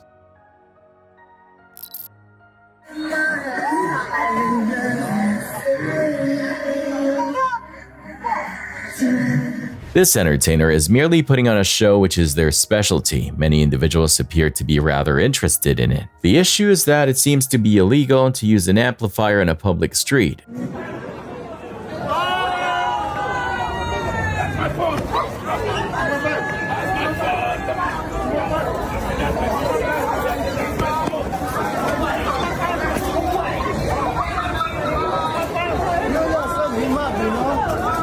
The police show there, turn down the music, and even confiscate the man's phone. A brawl breaks out between the man and the cop as he goes to fetch his phone. Another couple of officers soon join in. Even worse, the unfortunate busker gets arrested. Although it appears that this one could have gone in either direction, a dozen officers managed to take the man down.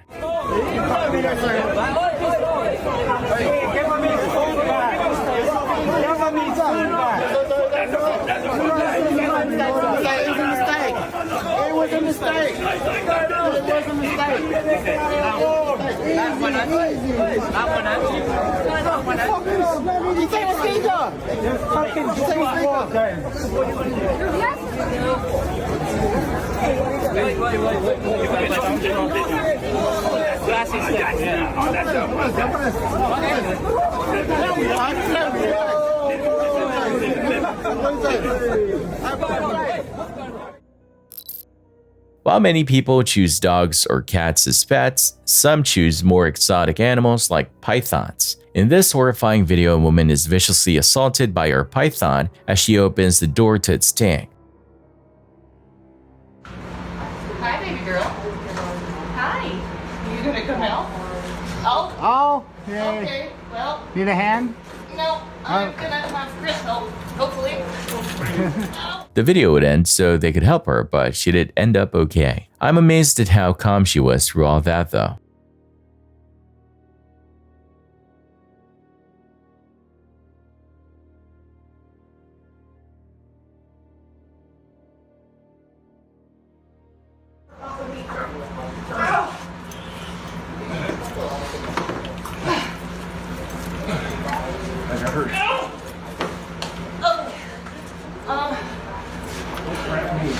Okay. I need you to unwrap her from my shoulder, please. Okay. Get her off. Nope. Her teeth. Yes. See if you can get her too. Here we go. Keep going, keep going. Keep going. Oh! All right. So. Fucking A. Let's get. Can we stop filming and help you? Yeah, please. Guangdong province in southern China has recently endured a series of extreme weather events that escalated into a full-scale disaster. It began with severe flooding that left neighborhoods submerged, followed just days later by a massive tornado that ripped through communities, tearing apart infrastructure, and leaving at least 5 people confirmed dead. But the nightmare didn't end there. After the floodwaters and tornado, the skies opened again, this time unleashing hail of an almost unimaginable size. Video recordings show roofs being smashed apart as hailstones, some as large as tennis balls, rained down on homes and farmland.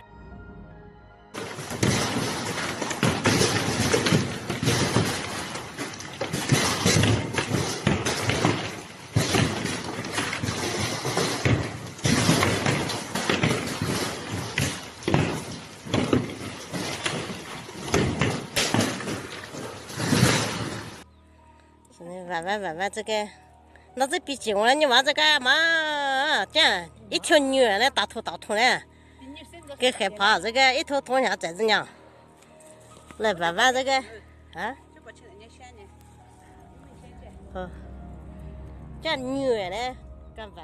The most shocking footage came from a farmer surveying the damage to her land. Among the debris, she discovered a single hailstone so massive it had to be weighed. The scale read 35 kilograms, 77 pounds, placing it among the largest hailstones ever captured on camera. A hailstone of that size striking a person could be instantly lethal. Fortunately, no reports of fatalities or injuries from the hail have surfaced in the days since. But between the floods, the tornado, and now the record-breaking hail, Guangdong has become a stark example of how rapidly extreme weather can escalate, leaving destruction in its wake and communities bracing for what might come next.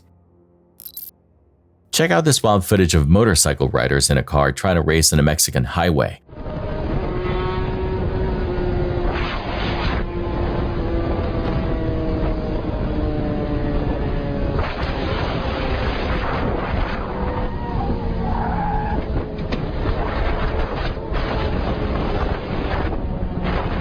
The cars were traveling side by side when all of a sudden, the automobile swerved sharply, barrel rolled several times, and crashed out of the way. It was said that the driver's girlfriend, who was seated in the passenger seat, had applied the brakes to try to stop him from racing the bikers. Pulling the handbrake at high speeds is extremely dangerous since it affects the vehicle's stability and can easily result in catastrophic disaster. This quick action locked up the rear wheels, causing the automobile to lose control and barrel down the highway. This careless choice made an already reckless scenario into complete catastrophe. It's unclear how the collision turned out, but if they had been wearing seatbelts, they probably survived.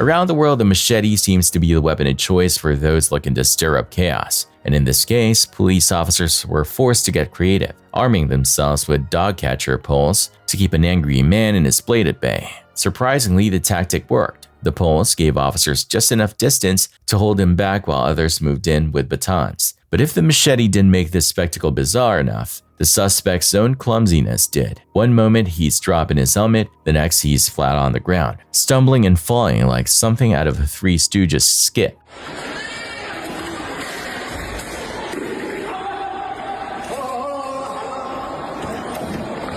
All of this unfolded in a crowded shopping mall, with bystanders watching the entire messy scene. What could have been terrifying ended up looking almost ridiculous. Though make no mistake, had the man landed even a single strike, things could have turned very grim very quickly.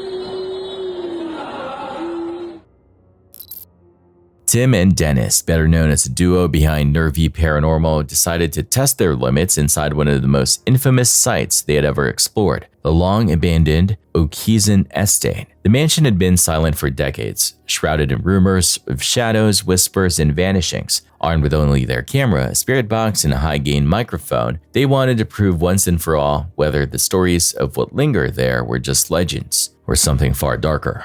Пойти на заброшку. Заброшка Зайца Акисона, мы уже там были. Кто не смотрел, посмотрите наши предыдущие видео у нас на канале. Сегодня мы хотим попробовать наш новый микрофон. Он как бы улавливает лучше звуки, ну, все тонкие звуки.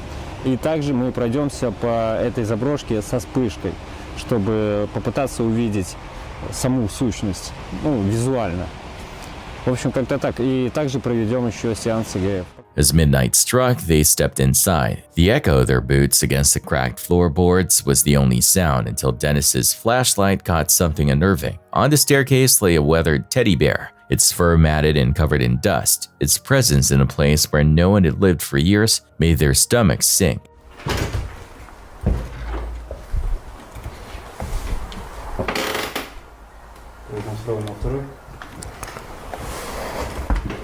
Мы последний раз внизу связывались. Давай тогда разместимся где-нибудь сейчас. Угу. Что? Ты ее не ложил-то? Нет еще. Его тут не было? Не было. Блин, ты рукой показал, увидел я его и вообще. Здесь есть кто-нибудь? Его не было в прошлый раз. Не, есть возможность, что приезжал кто-то еще, помимо нас. Мы решили применить наш новый спиритбокс, дабы узнать, есть ли здесь паранормальная сущность, выйдет ли она с нами на связь.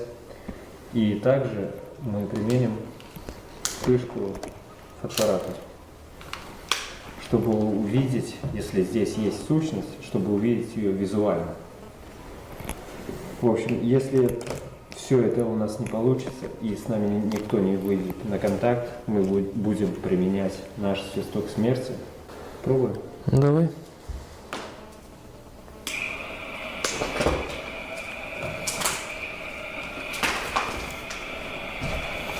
Так, я свет сделаю поменьше.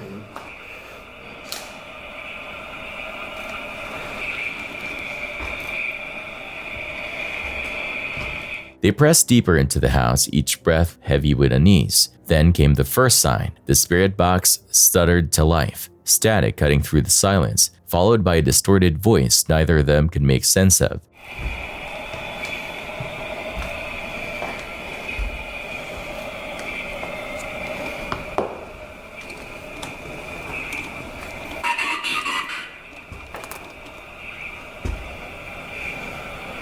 Кто ты?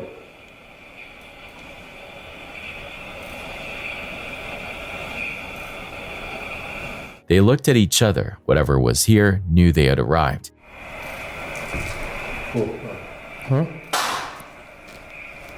Липовый, у меня в глазах, дай вспышку. Сделал вспышку. Вот что-то белое такое.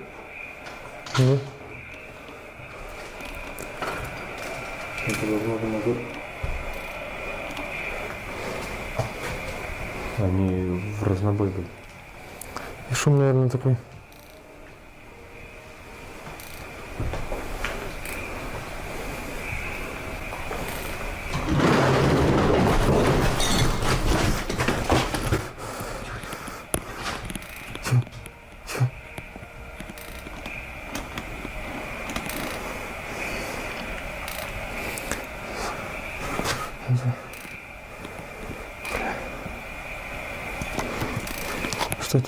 Moments later, the atmosphere shifted. Chairs scraped violently across the floor in the dining room, though neither of them had moved. The sound was sharp, unnatural. Their flashlights swept the room. It was empty, but they knew they weren't alone.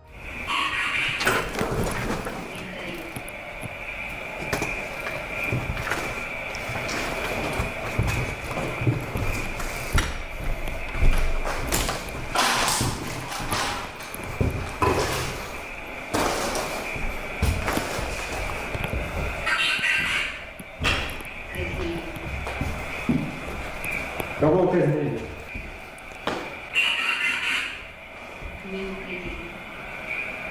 Я не ухожу, я здесь.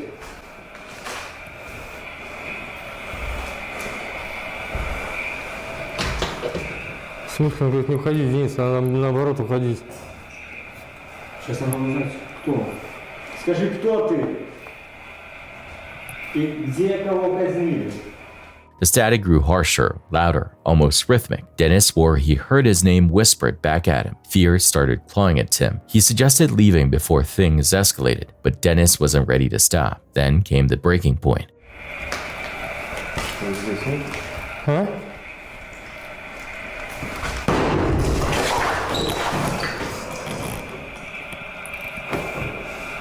Надо уходить, блин.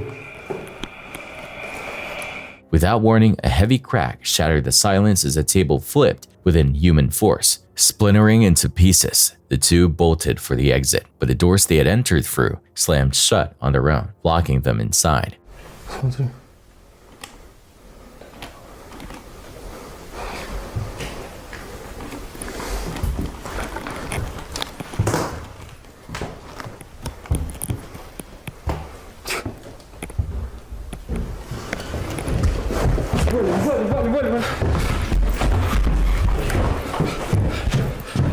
Не глядись, куда? Давай туда.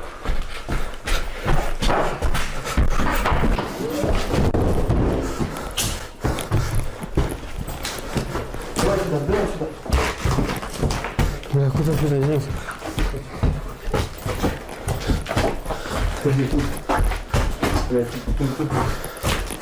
In desperation, they scrambled to the rooftop. The drop was far too high. The realization set in. The danger wasn't from direct harm, but from being manipulated, driven into panic until they harmed themselves. Tim steadied Dennis, reminding him of that, and together they decided to return inside to face it head on.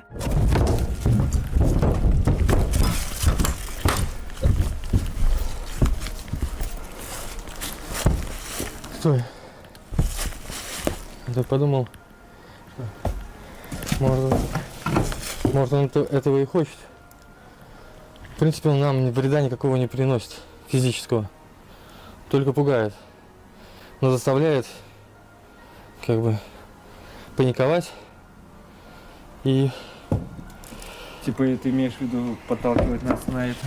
Да. На опасную деятельность? Да. Слушай, а мы его тут не сможем просто? Не помню? Я не помню.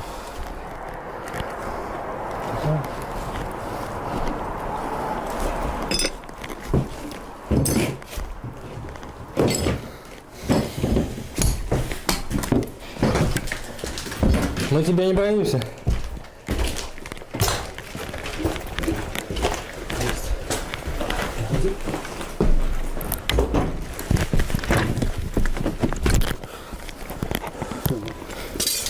Включайся, давай.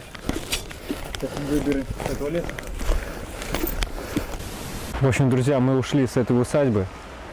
Хотели слезть по крыше, но по крыше не получилось, потому что, во-первых, там крыша была скользкая, а труба слишком уже шаталась.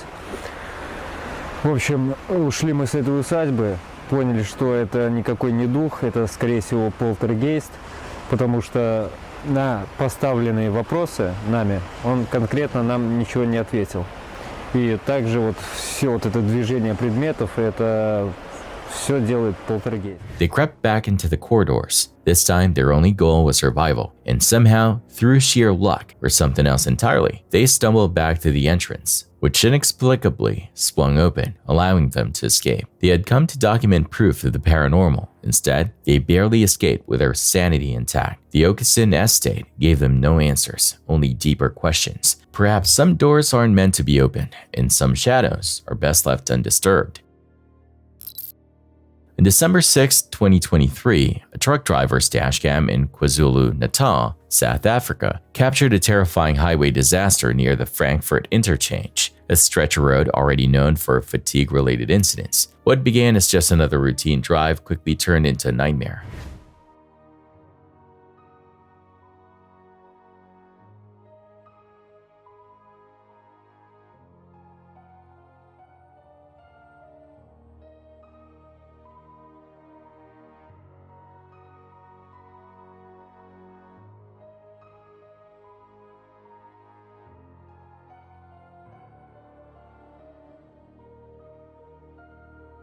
In the footage, the truck ahead suddenly veers and collides with another heavy vehicle. The impact is violent, and within seconds, flames erupt, likely triggered by a ruptured fuel tank. Smoke and fire swallowed the roadway in an instant. The dashcam driver, realizing the danger, leaps from his seat toward the passenger's side as the burning truck roars past him. His reaction is pure instinct, an understandable response in the face of such immediate danger. As for the driver of the truck that caught fire, his fate remains uncertain. No official reports have confirmed whether he survived. What is certain, however, is that this crash became yet another chilling reminder of how fast a normal day on the road can spiral into catastrophe.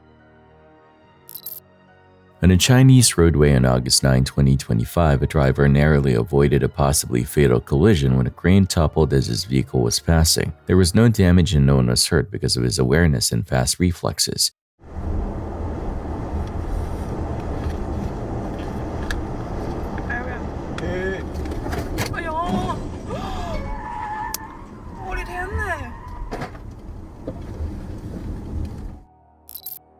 The CCTV footage recorded on November 15, 2023 in Istanbul, Turkey, captures just how destructive extreme weather can be. The video takes place inside a car workshop during a severe storm, with winds so powerful that they hurled a chair against the entrance door, forcing it open and letting water pour inside. One of the employees quickly rushed over to try and hold the door shut, doing his best to prevent more damage, but the storm proved far stronger than he was.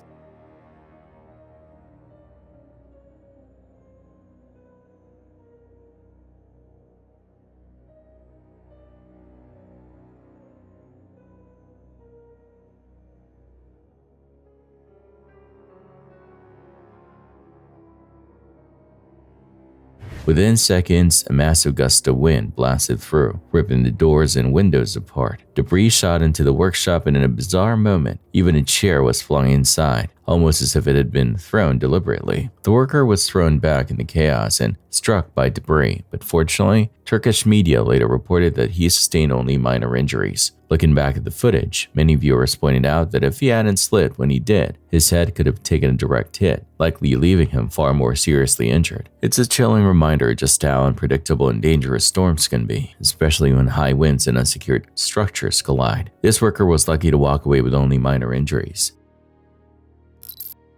You won't believe the craziness that happens on this CCTV footage. Consequently, the van driver not only disregarded the railway crossing's red light, but he also ended up being trapped. The worst thing is that instead of simply breaking past the barrier, he merely shifted back and forth.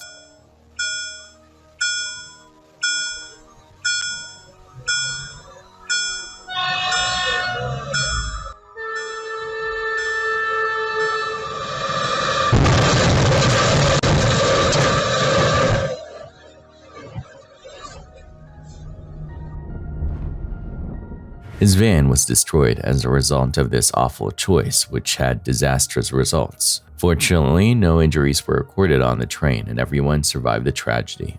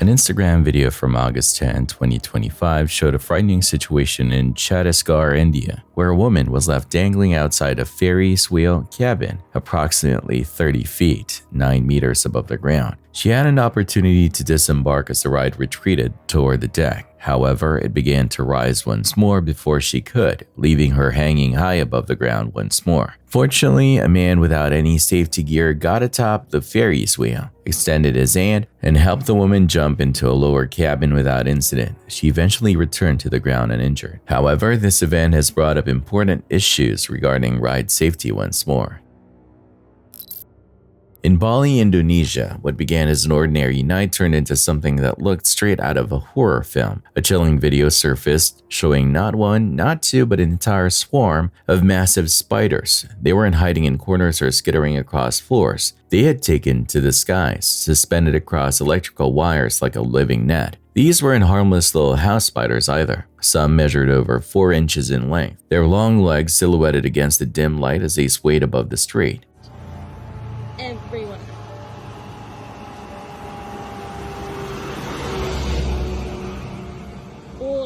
This is insane. I've never seen anything like this in my life.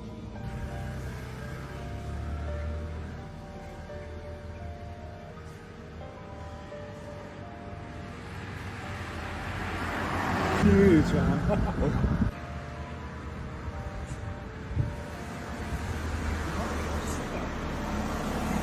For anyone passing beneath, it looked less like a tropical paradise and more like a scene from a nightmare. Experts later identified them as golden silk orb weavers, a species considered low risk to humans. But low risk doesn't mean harmless, and even if their venom won't kill you, the sight of dozens of giant spiders hanging overhead is enough to make even the bravest soul freeze in terror. Because while the experts might say harmless, the truth is simple. When the sky itself is crawling with spiders, no one feels safe. And in Bali, for just a moment, it seemed as if the island had been taken over by something far older, far stranger, and far hungrier than paradise was meant to hold.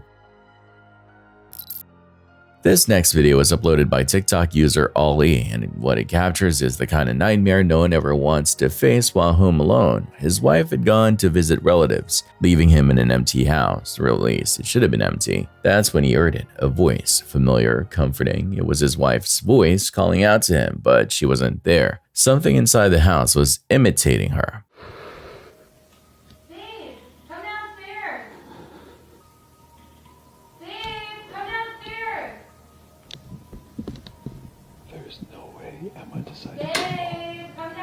The unease only grew worse. Doors began slamming on their own as if whatever is inside was announcing its presence, demanding attention. The entire house seemed alive with something sinister.